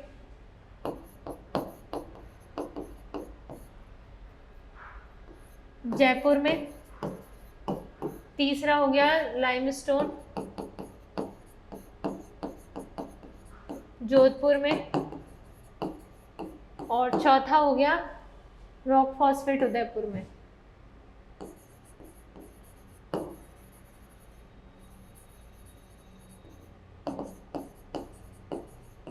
ठीक है, तो ये 4 आपको याद रखना है। इसको याद कैसे करोगे? देखो जयपुर शहर है तो जयपुर में लाइट आती है, तो लिग्नाइट जयपुर। क्या आती है? जयपुर में लाइट आती है, तो लिग्नाइट जयपुर। ठीक है, जोधपुर वाला जो रीजन है ये खारा पानी और इस तरीके की चीजें, यहाँ पानी की कमी है, तो ये यहाँ पे कैसा स्टोन मिलेगा? लाइम स्टोन मिलेगा। ठीक है, उसके बाद बीकानेर में आपको पता है कि भाई आईजीएनपी है बीकानेर में, तो वहाँ पे आईजीएनपी इसीलिए लाई गई है, वहाँ पे सेम की समस्या होती है। सेम की समस्या में क्या होता है कि भाई जो पानी है ना वो आपका जैसे आपने खेती करी, तो खेती करने के बाद पानी कैपिलरीज के एक्शन के थ्रू नीचे चला जाता है और फिर ऊपर सैलिनिटी आके वाइट लेयर जम जाती है मिट्टी के ऊपर। इसको सेम की समस्या कहते हैं। तो सेम की समस्या से निजात पाने के लिए क्या करते हैं? ये जिप्सम, सैलिनिटी की समस्या से निजात पाने के लिए क्या करते हैं? जिप्सम का छिड़काव कर देते हैं। ठीक है, तो जिप्सम कहाँ पे मिलेगा? बीकानेर में मिलेगा, लिग्नाइट जयपुर में हो गया, और रॉक फॉस्फेट तो आपको बोलते ही उदयपुर नाम आना चाहिए। क्या? रॉक फॉस्फेट उदयपुर, क्योंकि उदयपुर में बहुत कम मिनरल्स है। एक रॉक फॉस्फेट बहुत ऐसा इंपॉर्टेंट भी है, इस बार क्वेश्चन भी पूछा गया था इससे 2 नंबर का, मेंस में क्वेश्चन था 2 नंबर का कि भाई रॉक फॉस्फेट कहाँ कहाँ पाया जाता है। तो एक तो ये झामर कोटड़ा उदयपुर में पाया जाता है, दूसरा आजकल लाठी बिरवानिया सीरीज जैसलमेर में भी पाया जाने लगा है ये। ठीक है, तो ये आपको याद रखना है। तो क्या क्या हो गया? उदयपुर में तो आपका हो गया रॉक फॉस्फेट, बीकानेर में आपका क्या हो गया? बीकानेर में हो गया आपका जिप्सम, जोधपुर में हो गया आपका लाइमस्टोन, और जयपुर में लाइट आती है तो लिग्नाइट। ठीक है, ये क्या है? Strategic business unit and profit centre. इसके बाद है सामाजिक गतिविधियां। आरएसएस एमएमएल ने सार्वजनिक दायित्वों के अंतर्गत सीएसआर एक्टिविटीज होती है ना, उसके अंतर्गत इतने लाख रुपए के वानिकी और पौधारोपण पर खर्च करें। तो ये भी करती है सीएसआर एक्टिविटीज। ठीक है, सार्वजनिक क्षेत्र का उपक्रम है। क्योंकि अब आता है ऑयल एंड नेचुरल गैस। तो ऑयल एंड नेचुरल गैस की बात करें तो ये सबको पता है कि भाई हम जो ऑयल है, क्रूड ऑयल है, वो हम इम्पोर्ट करते हैं। ठीक है, इसीलिए आजकल सरकार क्या कर रही है कि भाई आप बायोफ्यूल्स पे स्विच करो, ई व्हीकल्स पे स्विच करो, ये कोशिश कर रही है सरकार। ठीक है, तो आपका क्या है कि तेल, और इसमें बात करें तो भारत जो है वो यूएसए और चाइना के बाद सबसे बड़ा उपभोक्ता है, 3rd नंबर का। उपभोक्ता का मतलब क्या होता है? यूटिलाइजर, यानी कि खर्च करने वाला, यूज करने वाला। तो सबसे ज्यादा तेल जो यूज होता है वो यूएसए में, फिर चाइना में, और 3rd नंबर पे कहाँ पे होता है? इंडिया में होता है। तो 1st नंबर पे तो यूज कहाँ पे होता है? यूएसए में होता है, 2nd नंबर पे कहाँ पे होता है? चाइना में होता है, और 3rd नंबर पे कहाँ पे होता है? इंडिया में होता है। ठीक है, इसके बाद हम बात करें तो देश में कच्चे तेल का लगभग 5.3% खपत हो जाता है, जिसका 12.6% तो हम खुद ही प्रोड्यूस करते हैं, और 87% हम क्या करते हैं? आयात करते हैं। तो यहाँ से देखो साफ साफ पता चल रहा है कि भाई हमारे इम्पोर्ट्स जो है वो बहुत ज़्यादा हैं। एक्सपोर्ट करने तो बहुत दूर की बात है, हमें खुद के लिए भी इम्पोर्ट करना पड़ रहा है।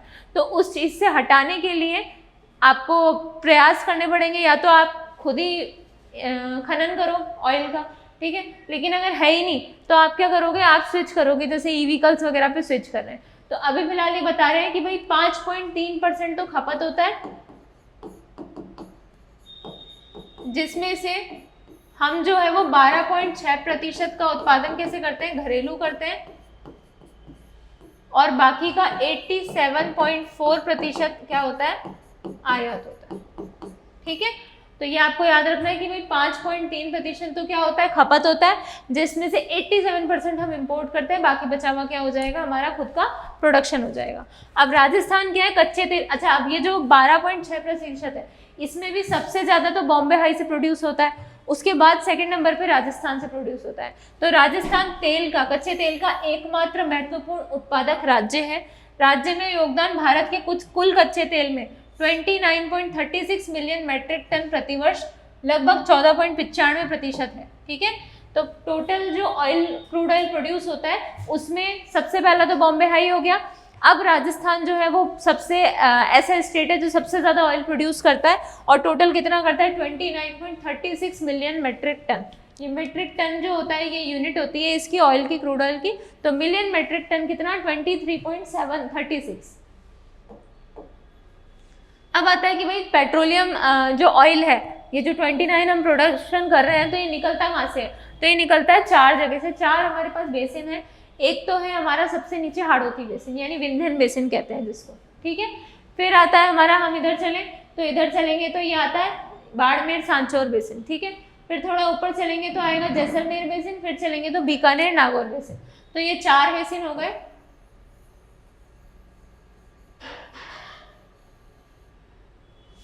एक तो ये हो गया विंध्यन, फिर ये हो गया बाड़मेर सांचौर,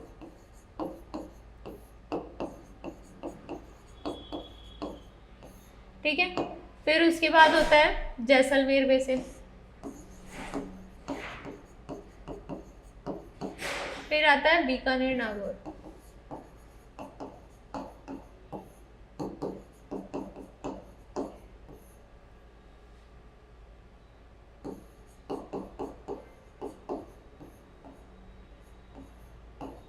ठीक है, तो ये 4 बेसिन हो गए। कौन कौन से हो गए? Vindhyan basin, Barmer Sanchore basin, Jaisalmer basin और बीकानेर नागौर बेसिन। तो अब देखिए तो विंध्यन बेसिन में क्या आएगा? ये हाड़ौती वाला पार्ट आएगा, यानी कि कोटा, बूंदी, बारात, झालावाड़। ठीक है, उसके बाद बाड़मेर सांचौर बेसिन की बात करें तो बाड़मेर सांचौर तो नाम से दिख रहा है, यहाँ एक जालोर और है तो वो भी आ जाएगा। ठीक है, उसके बाद आता है कि जैसलमेर बेसिन, जैसलमेर बेसिन में जैसलमेर आएगा। और फिर देखें तो बीकानेर नागौर वाले में क्या आएगा? बीकानेर, नागौर, गंगानगर, हनुमानगढ़, चूरू।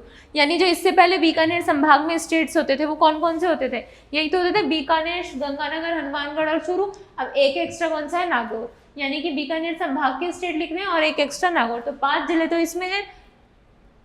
विंध्यन में 4 जिले हैं और इसमें 3 जिले हैं और इसमें खुद ये एक ही है। तो ये 4 बेसिन है जहाँ से क्या होता है? ऑयल प्रोड्यूस होता है और नेचुरल गैस प्रोड्यूस होती है। अब देखते हैं कहाँ से क्या होता है। तो सबसे पहले तो मंगला क्षेत्र है। मंगला क्षेत्र में 2009 से उत्पादन हो रहा है। वर्तमान में 69,000 से 79,000 से 81,000 बैरल प्रतिदिन प्रोड्यूस होता है ये। वित्तीय वर्ष 2023-24 में बाड़मेर सांचौर बेसिन से कितना प्रोड्यूस हुआ है? 44 lakh metric ton oil produce हुआ है। क्या प्रोड्यूस हुआ है? ऑयल। तो ये ध्यान रखना, यहाँ से क्या होता है? ऑयल प्रोड्यूस होता है। नेचुरल गैस ज़्यादातर जैसलमेर से प्रोड्यूस होती है। तो ये नेचुरल गैस जैसलमेर और बाड़मेर सांचौर बेसिन से MMSCM का उत्पादन होता है। वित्तीय जानकारी के अनुसार राज्य से इतने करोड़ राजस्व अर्जित किए। जैसलमेर में जहाँ से ऑयल निकलता है वो क्षेत्र क्या है? बाघे वाला। कच्चे तेल का दोहन हुआ है कितना? 570 बैरल प्रतिदिन। इसके बाद राजस्थान रिफाइनरी, इसको छोड़ो, तो पहले अपन एक बार ये वाला याद कर लेते हैं। तो भाई 4 तो रीजन हो गए। ठीक है, उसके बाद 4 रीजन में आता है सबसे पहला वाला बाड़मेर। तो 4 रीजन में जो बाड़मेर वाला आता है इसमें क्या है कि बाड़मेर में सबसे पहले है मंगला क्षेत्र। मंगला एक ऐसा क्षेत्र है जिसमें सबसे ज़्यादा प्रोडक्शन होता है। अभी तक का जो सबसे ज़्यादा प्रोडक्शन हुआ है वो कहाँ से हुआ है? मंगला क्षेत्र से हुआ है। ठीक है, तो आपको इसको याद करना है। और दूसरा है, एक सेकेंड,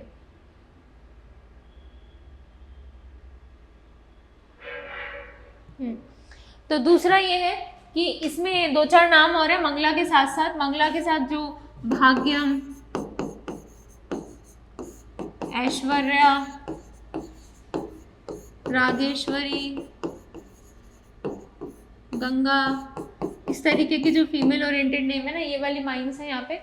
मंगला सबसे फेमस नेम है। ठीक है, तो ये याद होना चाहिए आपको। तो ये 4 तो ये हो गए। इसके बाद हमने ये देखा था कि भाई जैसलमेर में ऑयल और नेचुरल गैस दोनों निकल रही है। जैसलमेर से कहाँ से? और बाड़मेर वाले से। और इसमें कौन सा है क्षेत्र है? बाघे वाला। बाघे वाला। और जैसलमेर में घोटारू, तनोट, इस तरीके के नाम है। ठीक है, तो ये मैं आपको अगली क्लास में बता दूंगी और क्या क्या नाम है। बाकी वैसे इतना बहुत है। फिर आता है राजस्थान रिफाइनरी परियोजना, राजस्थान रिफाइनरी स्कीम। इसमें क्या है कि भाई राजस्थान रिफाइनरी निगम लिमिटेड हिंदुस्तान पेट्रोलियम एवं राजस्थान सरकार का संयुक्त उपक्रम है। ये जॉइंट एडवेंचर है किस किस का, एक तो हिंदुस्तान पेट्रोलियम का,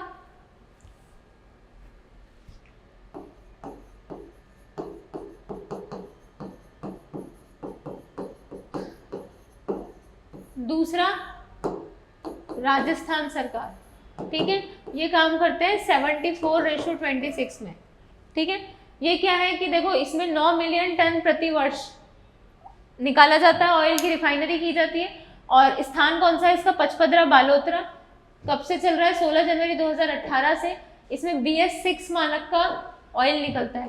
कौन से मानक का, BS6 मानक का। ये क्वेश्चन पहले RPSC पूछ चुकी है इससे एक बार, तो पॉसिबिलिटीज कम है, फिर भी आपको पता होना चाहिए किस किस का जॉइंट एडवेंचर है ये, हिंदुस्तान पेट्रोलियम का और दूसरा राजस्थान सरकार का जॉइंट एडवेंचर है ये। ठीक है, फिर आता है हमारा श्रम विभाग। ठीक है, श्रम विभाग क्या होता है कि भाई जो श्रमिक हैं उनसे रिलेटेड डिपार्टमेंट होगा ये, है ना। श्रमिक में कौन कौन आते हैं भाई, मजदूर हो गए, या आपने वो देखा होगा ना कोविड के दौरान श्रमिक जो थे वो बेरोजगार हो गए थे, उनके पास कोई काम ही नहीं था, पैदल जाते हुए भी दिखे थे कि भाई मतलब माइग्रेट करके आते हैं ये लोग बिहार वगैरह से।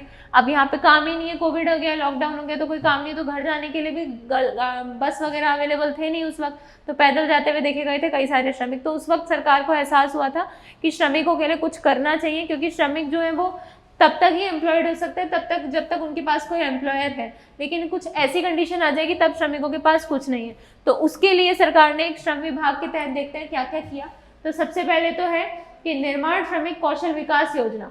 कौन सी योजना, निर्माण श्रमिक कौशल विकास योजना, यानी कि स्किल डेवलपमेंट से रिलेटेड है ये। इसमें 8,000 से 25,000 रुपए की सहायता दी जाएगी।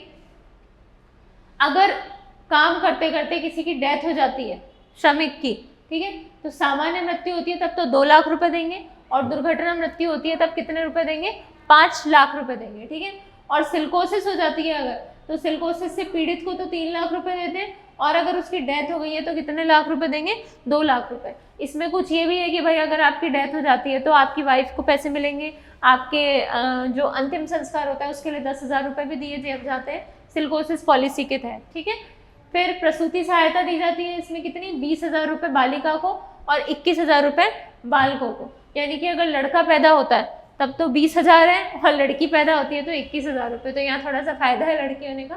ठीक है, उसके बाद फिर आता है औजार टूल किट सहायता योजना, यानी कि श्रमिकों को औजार खरीदने के लिए जो योजना बनाई गई है उसके लिए सरकार ने बोला है कि भाई हम आपको 2,000 रुपये या जो भी वास्तविक लागत है औजार की वो देंगे, आप औजार खरीदो और अपना स्वरोजगार शुरू कर सकते हो आप। ठीक है, छठे नंबर पे योजना है सुलभ आवास योजना। तो सरकार आवास देने की तो कोशिश कर ही रही है, जैसे PM आवास में दिया था, PM जनमन में दिया था, तो इसी तरीके से ये वाली स्कीम है क्या, सुलभ आवास योजना। इसके अंदर आवास निर्माण पर 1.5 लाख रुपए का अनुदान है कि भाई कोई भी श्रमिक अगर अपना आवास बनाता है तो सरकार कहती है कि आप बना लो, हम आपको कितने का अनुदान दे देंगे, हम आपको 1.5 लाख रुपए का अनुदान दे देंगे। अच्छा बताना, PM आवास में कितने का अनुदान था घर बनाने के लिए, और PM जनमन में? तो PM आवास में तो कितने का था, PM आवास में था 1,20,000 रुपए, और PM जनमन में कितने का था, 2 लाख रुपए का था। ठीक है, इसके बाद आता है जीवन एवं भविष्य योजना। तो जीवन एवं भविष्य योजना अनुदान पर 50 से 100% की सहायता दी जाएगी। शुभ शक्ति योजना, शुभ शक्ति योजना ये है कि भाई जो अविवाहित पुत्री है उसको आगे के लिए कितने रुपए की सहायता दी जाएगी, 55,000 रुपए की सहायता। इससे पहले लड़की होने के कितने पैसे दिए जाएंगे, 21,000, और लड़का होने के लिए 20,000। फिर आता है व्यावसायिक ऋण पर ब्याज पुनर्भरण योजना, यानी कि अगर आप 5 लाख तक का ऋण लेते हो तो आपको क्या मिल जाएगा, ब्याज पुनर्भरण, यानी कि आपको ब्याज नहीं देना पड़ेगा, वो आपको वापस रिफंड हो जाएगा, रीबैक हो जाएगा। कितने लाख के लोन पर, 5 लाख रुपए के लोन पर। तो एक बार वापस देखना इसको।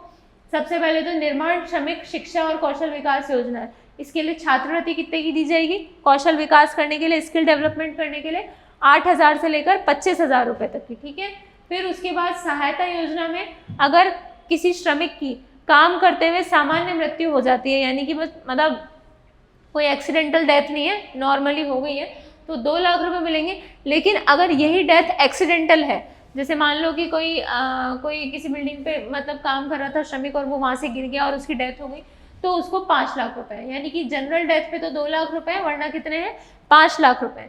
तीसरा क्या है भाई, प्रसूति सहायता, यानी कि बच्चा जब जन्म लेगा तो अगर वो लड़का पैदा होता है तो आपको 20,000 रुपये की हेल्प की जाएगी, और अगर नहीं, अगर लड़की पैदा होती है तो 21,000 की हेल्प।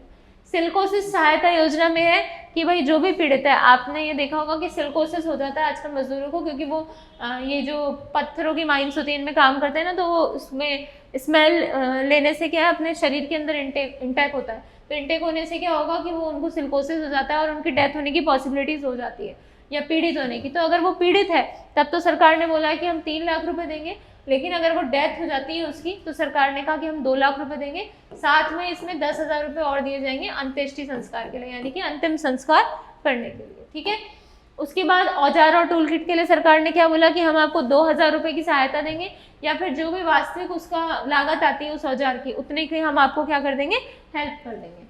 फिर आता है सुलभ आवास योजना। सुलभ आवास योजना में सरकार ने क्या बोला, हम आपको कितने लाख रुपए देंगे, 1.5 लाख रुपए देंगे, आप अपना घर बना लो, क्योंकि श्रमिकों के पास घर होते नहीं है। तो जीवन भविष्य योजना में अंशदान पर 50 से 100% की सहायता है कि भाई आप कोई पॉलिसी कराते हो, इंश्योरेंस पॉलिसी, तो उसका जो भी अंशदान आता है उससे 50 से 100% की सहायता सरकार करेगी। शुभ शक्ति योजना में क्या है कि वो जो लड़की अविवाहित है यानी अनमैरिड है उसको कितने पैसे दिए जाएंगे, उसको दिए जाएंगे 55,000 रुपये। ठीक है, फिर व्यावसायिक ऋण पर, यानी कि कोई बिजनेस करने के लिए अगर लोन लेता है श्रमिक कि भाई वो सोचे कि मैं बिजनेस कर लेता हूँ, तो सरकार कहती है कि 5 लाख रुपए तक का जो ब्याज आप दोगे, 5 लाख रुपए तक के ऋण पर ब्याज पुनर्भरण दिया जाएगा आपको। ठीक है, फिर उसके बाद आता है प्रोत्साहन योजना। तो प्रोत्साहन योजना में क्या है कि प्रशासनिक सेवा उत्तीर्ण करने पर, यानी कि अगर कोई व्यक्ति आईएएस का प्रीलिम्स पास करता है या फिर आरएएस का, तो आईएएस का प्रीलिम्स पास करता है तो 1 लाख रुपए, और आरएएस का प्रीलिम्स पास करता है तो 5 लाख रुपए। ठीक है, देखो कितनी कीमत है आरएएस का प्रीलिम्स पास करने की, लेकिन श्रमिकों के लिए। ठीक है, क्योंकि आपको तो सारी फैसिलिटीज मिल जाती है, आप घर बैठ के क्लासेस भी देखते हो, लेकिन फिर भी उनको टाइम पे देखते नहीं हो। लेकिन ये लोग क्या है बेचारे, सुविधाएं ना होते हुए भी एग्जाम को पास करना बहुत बड़ी बात है, तो उसके लिए सरकार क्या करती है, 1 लाख रुपए देती है आईएएस के लिए, और आरएएस के लिए कितने देती है, 50,000 रुपये देती है। ठीक है, उसके बाद आता है ट्यूशन फीस। तो ट्यूशन फीस के पुनर्भरण के लिए, यानी कि आईआईटी आईआईएम में प्रवेश के लिए ट्यूशन फीस पुनर्भरण कर दिया जाएगा। सरकार कहती है अगर आप आईआईटी या आईआईएम में प्रवेश लेते हो तो आपकी जो भी ट्यूशन फीस है, 2 तरीके की फीस होती है, ट्यूशन फीस और एडमिशन फीस, तो जो ट्यूशन फीस है उसको पूरा का पूरा सरकार आपको रिफंड कर देगी। ठीक है, फिर आता है वीज़ा व्यय प्रतिपूर्ति।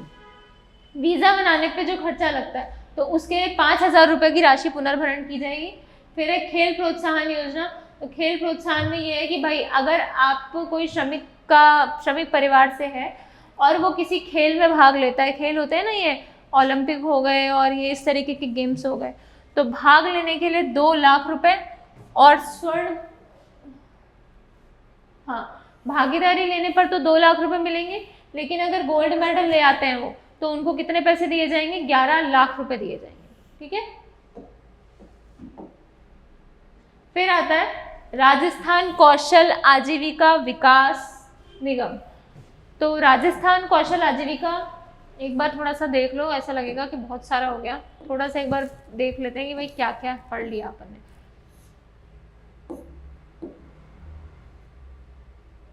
देखो मैं ऐसे बताती हूँ आपको। सबसे पहले तो अपन ने औद्योगिक क्षेत्र में ये पढ़ा था कि भाई कल की क्लास में पढ़ा था लास्ट वाली में कि 3 तरीके के होते हैं, सूक्ष्म, लघु और मध्यम। सरकार ने उसकी डेफिनेशन दी थी 1 जुलाई 2020 को। ठीक है, फिर उसके बाद हमने पढ़ा कि भाई सरकार इन्वेस्टमेंट के लिए क्या क्या कर रही है, इन्वेस्टमेंट को प्रमोट करने के लिए कौन कौन सी स्कीम्स चला रही है और क्या क्या। अब आज हम पढ़ने लगे थे बीआईपी से। तो बीआईपी में हमने 4 तरीके के पार्ट करके देखे थे कि भाई बीआईपी में सरकार क्या करती है। बीआईपी में आपको लघु जो बड़े निवेश हैं उन प्रस्तावों को आकर्षित करने का काम करती है। फिर हमने देखा था कि भाई रिको में क्या करती है सरकार, तो रिको में पैसे की तो हेल्प करती है, साथ में टेक्निकल असिस्टेंस देती है। दूसरा क्या करती है, मैनेजरियल असिस्टेंस यानी कि प्रबंधकीय सहायता देती है सरकार। ठीक है, फिर हमने देखा था राजसी को। तो तो राजसिको में सरकार क्या करती है, मेनली मार्केटिंग से रिलेटेड असिस्टेंस देती है कि भाई आपको पैसा भी दे दिया, मैनेजमेंट भी दे दिया, अब आपको ये बताएंगे कि मार्केटिंग करो कैसे आप, ठीक है। फिर उसके बाद आता है आरएफसी। आरएफसी क्या करता है, बड़े निवेशों को प्रोत्साहित करता है कि जो बड़े निवेश है उसमें कितना पैसा दिया जाएगा, 20 लाख से ऊपर के जो निवेश है उसके लिए सरकार हेल्प करती है, ठीक है। फिर हमने ये पढ़ा था, इसके बाद थोड़ा सा पुराना याद करते रहने से आपको ये लगेगा कि पढ़ क्या कह रहे हैं, नहीं तो ऐसा लगेगा कि पता नहीं क्या क्या पढ़ लिया, कितना सारा पढ़ लिया, हालांकि इतना पढ़ा नहीं है अभी आपने। तो इसके बाद हमने, हाँ, रिको में हमने कुछ काम की चीज़ें पढ़ी थी कि भाई वो जयपुर में तो इंटीग्रेटेड रिकवरी रिसोर्स पार्क बनाया था, ठीक है। फिर अलवर में टॉयज़ वाला पार्क था, है ना, और अलवर में ये भी था एक जापानी रीजन, और ये बोरनाडा में था एक आपका क्या था वो, मेडटेक मेडिकल पार्क, ठीक है। फिर कागज़ में हमने क्या पढ़ा था, एग्रो इंडस्ट्रीज़ पढ़ी थी, कहाँ पे, कोटा में, अलवर में, गंगानगर में और जोधपुर में। फिर हमने पढ़ा था कि भाई एग्रो फूड इंडस्ट्री कहाँ पे, तिवरी जोधपुर में, एग्रो फूड प्रोसेसिंग यूनिट, ठीक है। फिर हमने ये सब पढ़ने के बाद हमने देखा था कि राजसिको के बारे में देख लिया था हमने, फिर हमने आरएफसी देख लिया था, फिर उसके बाद हम आ गए थे डीएमआईसी पे। तो डीएमआईसी 1504 किलोमीटर लंबा था, 38% राजस्थान में से गुजर रहा था, 2 निवेश क्षेत्र थे, 3 औद्योगिक क्षेत्र थे। निवेश क्षेत्र कौन कौन से थे, अजमेर किशनगढ़ था, दूसरा कौन सा था, दूसरा था खुशखेड़ा भिवाड़ी नीमराना, ठीक है। और इधर 3 औद्योगिक क्षेत्र में राजसमंद वाला था, एक जयपुर दौसा वाला था, और एक तीसरा था जोधपुर पाली मारवाड़, ठीक है। इधर वाले को विशेष निवेश क्षेत्र बना दिया था, और इसको 28 दिसंबर को बनाया था, इसको 2 अक्टूबर को बनाया था, ठीक है। फिर हमने देखा था कि भाई जो डीएमआईसी है वो फिर हमने देखा था खादी ग्रामोद्योग बोर्ड। तो मैंने आपको बताया था मेंस के लिए था ये। खादी ग्रामोद्योग बोर्ड में अपन ने वो पढ़े थे कि भाई प्रशिक्षण केंद्र कहाँ पे और वो चीज़ें कहाँ पे। फिर हम ये आ गए थे मिनरल के लिए। तो डिस्ट्रिक्ट में ये RSMML थी, 30 अक्टूबर 1974 को बनी थी, है ना। और इसमें हमने देखे थे वही 4 तरीके के खनिज की, एकमात्र उत्पादक, अग्रणी उत्पादक, प्रमुख उत्पादक, इस तरीके से, है ना। फिर हम पढ़ रहे थे ऑयल एंड नेचुरल गैस के लिए कि भाई 4 फील्ड है, इधर से विंध्यन, बाड़मेर सांचौर, जैसलमेर और बीकानेर नागौर, ठीक है। फिर हम देख रहे थे श्रम विभाग। तो ये श्रम विभाग की स्कीम चल रही थी। तो आपको यहाँ तक कंक्लूड हो गया। एक बार मैं वैसे लिख के बता देती हूँ आपको। सबसे पहले तो हमने पढ़ा था कि उद्योग की डेफिनेशन क्या है, फिर हमने निवेश क्षेत्र के बारे में पढ़ा था, फिर हमने निवेश की योजनाएं पढ़ी थी, फिर हमने बात की थी एक्सपोर्ट की, सॉरी निवेश की नहीं, एक्सपोर्ट की तो बात की थी, हमने बात की थी एक्सपोर्ट की और एक्सपोर्ट की स्कीम्स पढ़ी थी।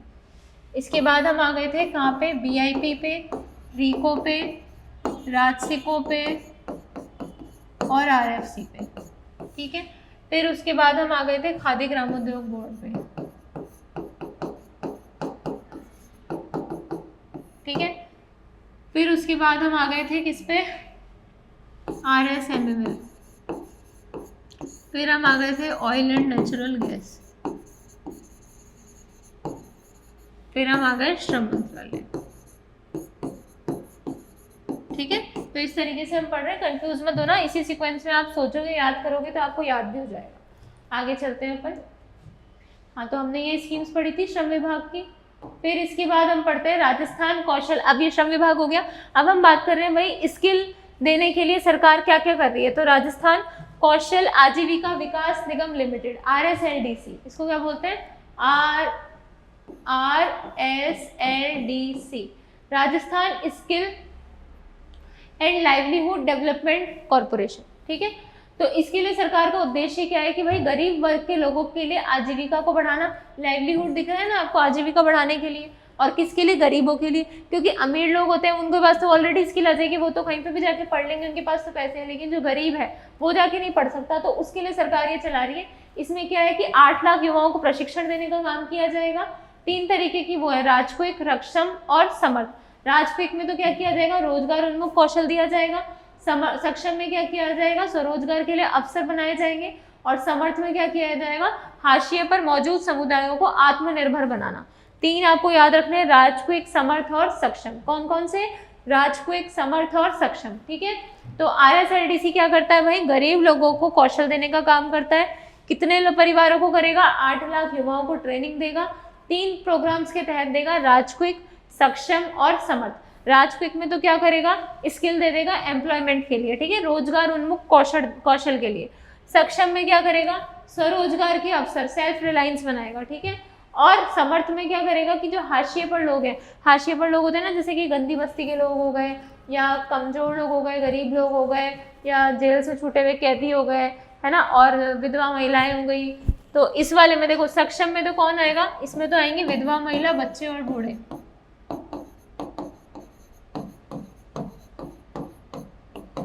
ठीक है। इसके अंदर आएंगे वो गंदी बस्ती वाले,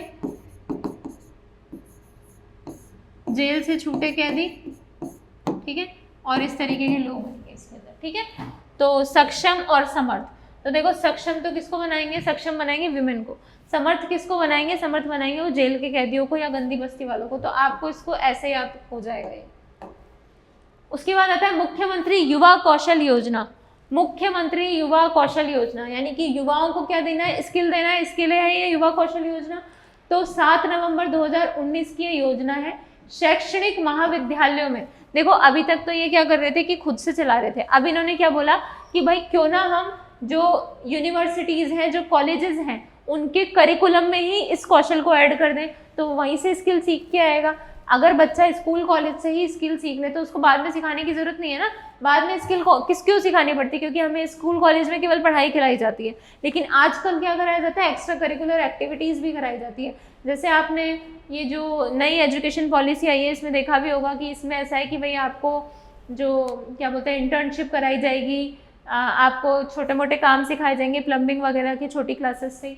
तो अगर हमको स्कूल्स में या कॉलेजेस में पढ़ाई के साथ साथ ये चीज़ें सिखा दी जाए तो बाद में ज़रूरत नहीं है। तो उसी पे डिपेंड ये स्कीम है मुख्यमंत्री युवा कौशल योजना। इसमें शैक्षणिक विद्यालयों में कौशल विकास को एकीकृत करना है, यूनिफाइड करना है। लाइफ स्किल और सॉफ्ट स्किल पाठ्यक्रम बनाएंगे ये प्रशिक्षण देने के लिए। 45 पाठ्यक्रम अधिकतम 350 घंटे की अवधि का है ये। RSLDC और कॉलेज शिक्षा विभाग चला रहा है। तो इसको चला कौन रहा है? एक तो RSLDC और कॉलेज शिक्षा विभाग, ठीक है, क्योंकि भाई RSLDC तो बताएगा कि क्या क्या शामिल करो और कॉलेज शिक्षा विभाग उसको शामिल कर लेगा। तो इस तरीके से ये युवाओं को कौशल देने के लिए स्कीम है, ये आपको याद करनी है। उसके बाद है केंद्र पोषित योजना। केंद्र पोषित योजना है कि भाई जिसमें केंद्र पैसा दे रहा है वो वाली, सेंटर जो पैसा दे रहा है वो वाली स्कीम्स है। सबसे पहले आती है दीनदयाल उपाध्याय ग्रामीण कौशल। अच्छा अभी हम क्या पढ़ रहे हैं? कौशल के ऊपर स्कीम पढ़ रहे हैं, जिसमें सबसे पहले हमने पढ़ा था कि भाई RSLDC है एक संस्था जो क्या क्या काम करती है, राजक्विक, सक्षम और समर्थ का। दूसरा हमने पढ़ा मुख्यमंत्री युवा कौशल योजना। तीसरा हम पढ़ रहे हैं कि भाई केंद्र क्या क्या योजनाएं चला रही है। तो सबसे पहले है दीनदयाल उपाध्याय ग्रामीण कौशल योजना, ठीक है, लाइफ मनरेगा के नाम से भी जाना जाता है ये। ग्रामीण गरीब युवाओं को कौशल प्रशिक्षण देने का काम करता है ये, और रोजगार उपलब्ध कराने का, कौशल का और रोजगार का। दूसरा संकल्प परियोजना, ये क्या करता है? कौशल विकास तंत्र को मजबूत करता है, महिला और वंचित समूह की भागीदारी को बढ़ाता है। तो यहाँ पे एक तो दीनदयाल हो गया, दीनदयाल उपाध्याय ग्रामीण कौशल योजना, ठीक है। दूसरा हो गया आपका संकल्प। तो संकल्प क्या करेगा? संकल्प लेंगे, संकल्प किस चीज़ का? कि कौशल डेवलपमेंट करने का, ठीक है। दूसरा ये क्या है? पहला वाला, इसमें कौशल प्रशिक्षण भी करेंगे और रोजगार भी देंगे। आगे देखो प्रवासन सहायता केंद्र। प्रवासन सहायता केंद्र यानी कि माइग्रेशन के लिए है ये। 5 केंद्रों पर स्थापित किए गए हैं। इसमें प्रशिक्षित युवाओं को निःशुल्क आवासीय सुविधा। प्रवासन सहायता केंद्र मतलब आपको वहाँ जाने के लिए हेल्प की जा रही है। कहाँ पे? हॉस्टल्स में। तो हॉस्टल कितने खोले गए? निःशुल्क 5 सेंटर्स बनाए गए हैं, ठीक है, और फ्री ऑफ कॉस्ट है, ये निःशुल्क है। निःशुल्क आवासीय सुविधा खोली गई है 5 केंद्रों पर, ठीक है। किसके लिए खोली गई है? इसीलिए खोली गई है कि भाई आप वहां रह के और अपने स्किल डेवलपमेंट, स्किल क्लासेस को पूरा करो। 2 और बच रहे हैं इसमें। भिक्षुक अभिविन्यास एवं पुनर्विन्यास कार्यक्रम, ये पुलिस डिपार्टमेंट का है। इसमें क्या होता है कि जो गरीब होते हैं, गरीब नहीं सॉरी, जो भिक्षुक भिखारी होते हैं उनके पुनर्वास रिहेबिलिटेशन से रिलेटेड है ये, कि उनको रिहेबिलिटेट किया जाए। तो भिक्षुकों के पुनर्वास से रिलेटेड है ये भिक्षुक अभिविन्यास एवं पुनर्वास कार्यक्रम। इसका उद्देश्य क्या है? भिक्षुकों को पुनर्वास देना। प्रशिक्षण अवधि 840 घंटे की इनको ट्रेनिंग दी जाएगी कि भाई आप ये करने की बजाय आप कोई छोटा मोटा काम कर लो, ठीक है। और 225 रुपये प्रतिदिन की प्रतिपूर्ति होगी लाभार्थियों को। फिर आता है जल जीवन मिशन के अंतर्गत प्रशिक्षण। तो जल जीवन मिशन के अंतर्गत 38,868 युवाओं को प्लम्बर और इलेक्ट्रीशियन के क्षेत्र में क्या दिया जाएगा? प्रशिक्षण। कितने युवाओं को? 38,868 युवाओं को प्लम्बर और इलेक्ट्रीशियन के क्षेत्र में क्या दिया जाएगा? प्रशिक्षण दिया जाएगा।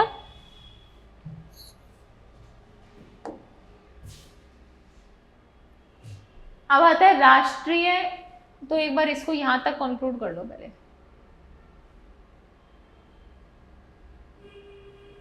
तो देखो कौशल से जुड़ी हुई क्या क्या स्कीम थी? कौशल के लिए सबसे पहले तो एक डिपार्टमेंट अपन ने पढ़ा RSLDC। इसके अंदर 3 स्कीम चल रही है, राजक्विक, सक्षम और तीसरा समर्थ, ठीक है। राजक्विक, सक्षम और समर्थ। फिर हमने देखा कि भाई सेंटर क्या क्या चला रहा है।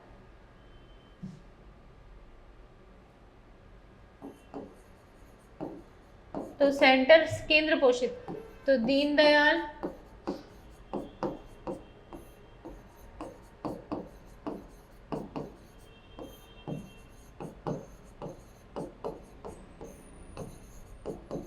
उपाध्याय कौशल योजना, ठीक है। दूसरा सरकार ने क्या चलाया था? अच्छा इसमें एक और है,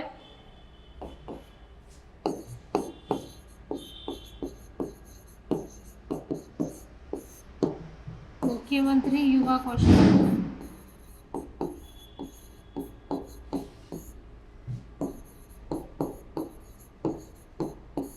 ठीक है, दीनदयाल उपाध्याय कौशल योजना हो गई एक। तो दूसरी कौन सी थी? संकल्प परियोजना। दूसरी थी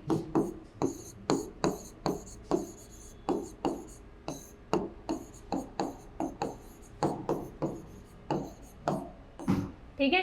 तो कौशल विकास के लिए एक तो RSLDC ने चलाई थी राजक्विक, सक्षम और समर्थ। सक्षम किसके लिए चलाई थी? सक्षम हम किसको बनाएंगे? सक्षम बनाएंगे महिला, युवा, बच्चे और बूढ़े, ठीक है। और समर्थ किसके लिए थी? कि भाई गंदी बस्ती में रहने वाले लोग हो गए या जेल से छूटे हुए कैदी हो गए, इस तरीके के लोगों को क्या बनाया जाएगा? समर्थ बनाया जाएगा कौशल देकर। फिर मुख्यमंत्री युवा कौशल योजना, इसके अंदर क्या था कि भाई युवाओं को कौशल दिया जाएगा, है ना। और कौशल देने के लिए क्या क्या चीजें थी? युवाओं को कौशल देने के लिए शैक्षणिक महाविद्यालयों के पाठ्यक्रम में इसको ऐड कर दिया जाएगा। तो 2 लोग मिलकर करेंगे इसको, कौन कौन? RSLDC और कॉलेज शिक्षा विभाग, ठीक है। फिर इसके बाद आता है कि केंद्र पोषित योजना। तो केंद्र पोषित योजनाओं में हमने ये दोनों पढ़ ली। फिर हम पढ़ते हैं, फिर विशेष योजनाएं थी। एक तो भिक्षुक अभिविन्यास एवं पुनर्वास। तो ये पुलिस आयुक्तालय चला रहा है, यानी कि पुलिस हेडक्वार्टर।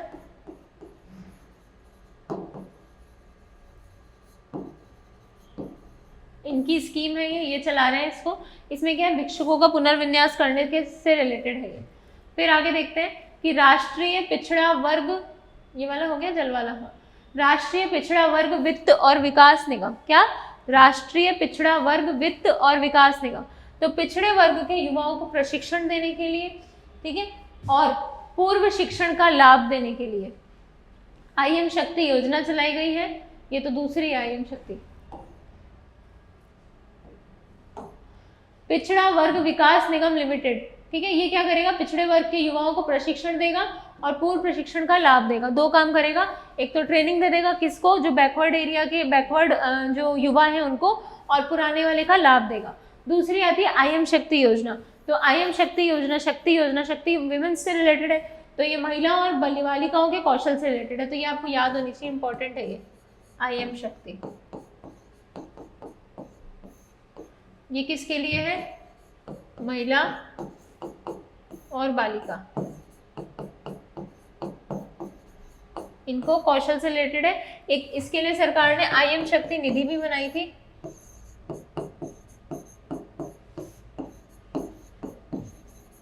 और इसकी डेट है 18 दिसंबर 2019। ठीक है, तो ये आपको याद करके रखना है कि भाई आईएम शक्ति के लिए क्या क्या है।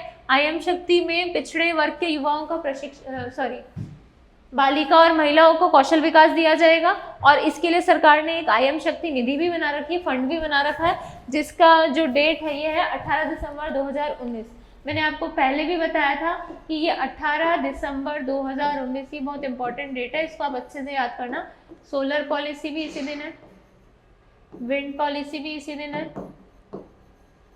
आईएम शक्ति भी इसी दिन है, और शायद जन आधार भी इसी दिन है। ठीक है, तो ये डेट आपको याद करके रखनी है, 18 दिसंबर 2019। दो तो पॉलिसी है इस दिन, एक जन आधार है और एक आईएम शक्ति। ठीक है, इसके बाद आता है अभिसरण पहल। तो अभिसरण पहल में क्या है कि उद्देश्य है विभिन्न विभागों के कौशल विकास परियोजनाओं का एकीकरण करना। ये क्या चाहते हैं कि जितनी भी आपकी स्किल डेवलपमेंट की स्कीम्स चल रही है उनको यूनिफाइड कर दिया जाए, यानी कि एक ही जगह कर दिया जाए। नोडल एजेंसी इसकी क्या है, वही RSLDC जो कौशल के लिए काम करती है, RSLDC। ये क्या करती है, 10 विभागों के साथ समझौता करेगी। प्रमुख विभाग कौन कौन से हैं, एक तो है अनुसूचित जाति जनजाति वित्त एवं विकास सहकारी निगम, अनुसूचित जाति जनजाति वित्त एवं विकास सहकारी निगम। दूसरा क्या है, जनजातीय क्षेत्र विकास विभाग।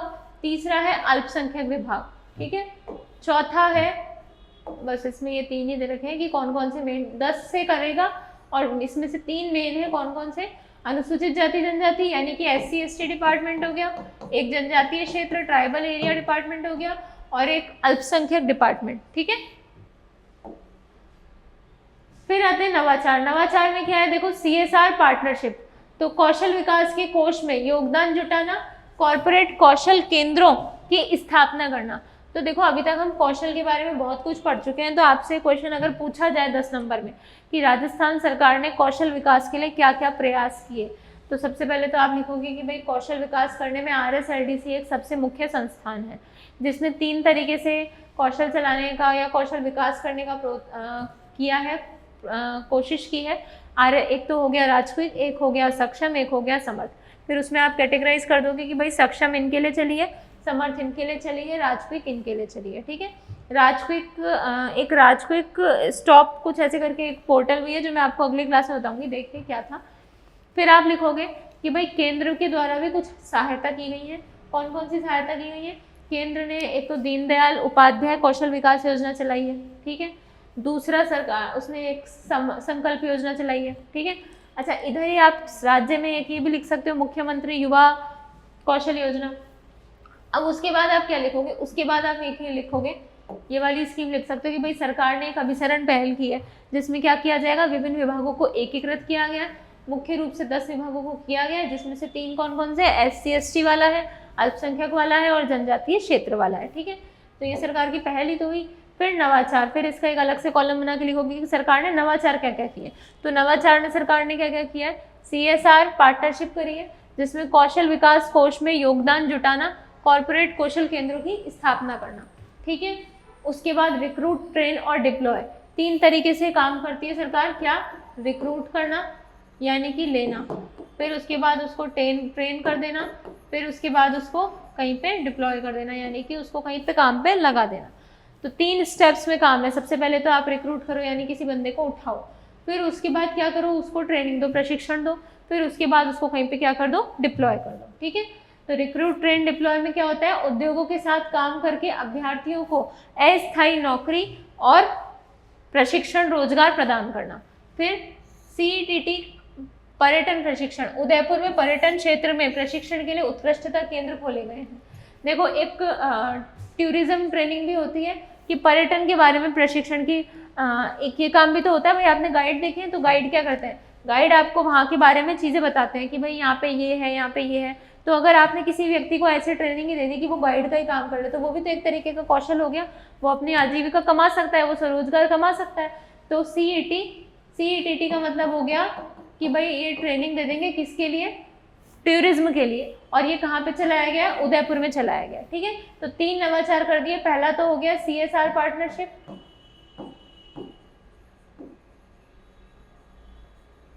तीसरा हो गया रिक्रूट ट्रेन एंड डिप्लॉय, और तीसरा हो गया CETT। ठीक है, CETT। तो CSR पार्टनरशिप में ये है कि भाई कॉर्पोरेट कौशल, CSR पार्टनरशिप ये है कि भाई CSR काम जो आप कर रहे हो उसके तहत आप कौशल केंद्र बना दो। ठीक है, दूसरा रिक्रूट ट्रेन डिप्लॉय मैंने आपको बता दिया कि 3 स्टेप्स में काम करना है। तीसरा CETT में क्या है कि पर्यटन का प्रशिक्षण, और ये शुरू कहाँ से किया गया है? ये आपको याद रखना भाई, उदयपुर से शुरू किया गया, हो सकता है पूछ ले। ठीक है, फिर इसके बाद देखें तो तृतीय पक्ष मूल्यांकन किया गया है एक, यानी कि 36 सेक्टर स्किल काउंसिल के साथ मिलकर मूल्यांकन और प्रमाणन। फिर ओवरसीज प्लेसमेंट ब्यूरो, विदेश में नौकरी के जो इच्छुक युवा हैं इनको मार्गदर्शन और नियोजन में सहायता, कि जो लोग विदेश में नौकरी चाहते हैं उनको आप मार्गदर्शन भी दो और सहायता भी दे दो। ठीक है, फिर उसके बाद आता है प्रस्थान पूर्व दिशा निर्देश प्रशिक्षण, यानी कि विदेश जाने वाले श्रमिकों को प्रशिक्षण। प्रस्थान के पहले देखो, आप बाहर काम करना चाहते हो तो ये तो बोल रहा है कि ओवरसीज प्लेसमेंट ब्यूरो, यानी कि विदेश में नौकरी के इच्छुक युवाओं को ट्रेनिंग देना।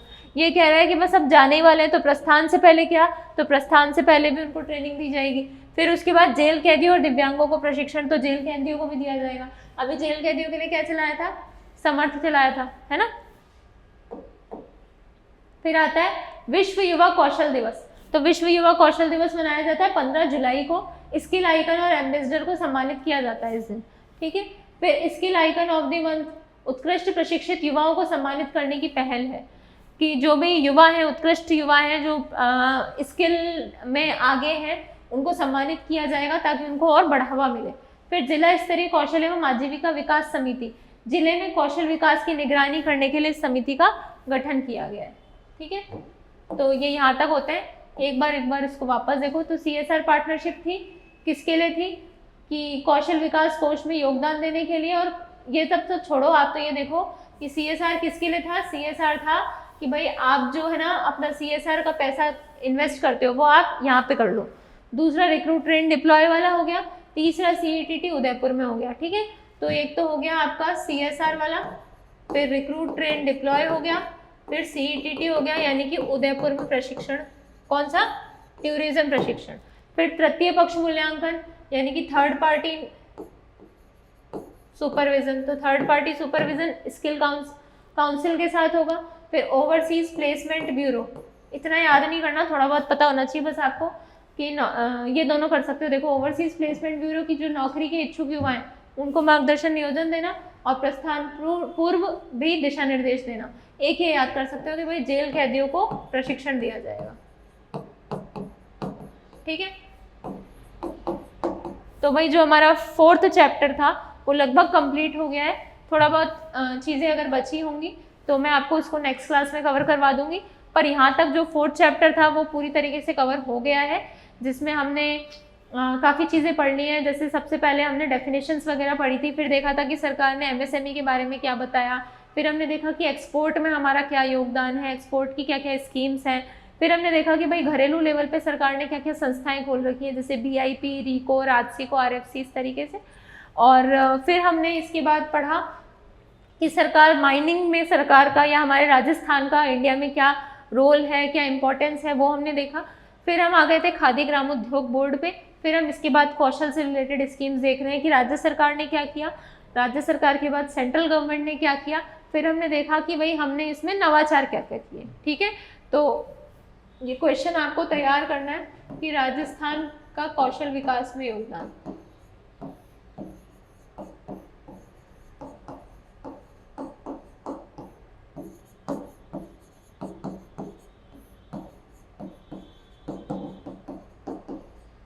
और इस क्वेश्चन को आप 10 मार्क्स में करने की कोशिश करना, स्कीम्स डालना, इसमें फैक्ट्स डालना, इसमें चीज़ें डालना, और फिर इसको करने की कोशिश करना, और हो सके तो एक कोड ज़रूर डालना है इसमें। ठीक है, थैंक यू। आगे अगली क्लास में हम मिलेंगे, और अगली क्लास में चैप्टर 4 में थोड़ी बहुत जो स्कीम्स रह गई होगी उन्हें कवर कर लेंगे, और चैप्टर 5 की तरफ आगे बढ़ेंगे। Thank you.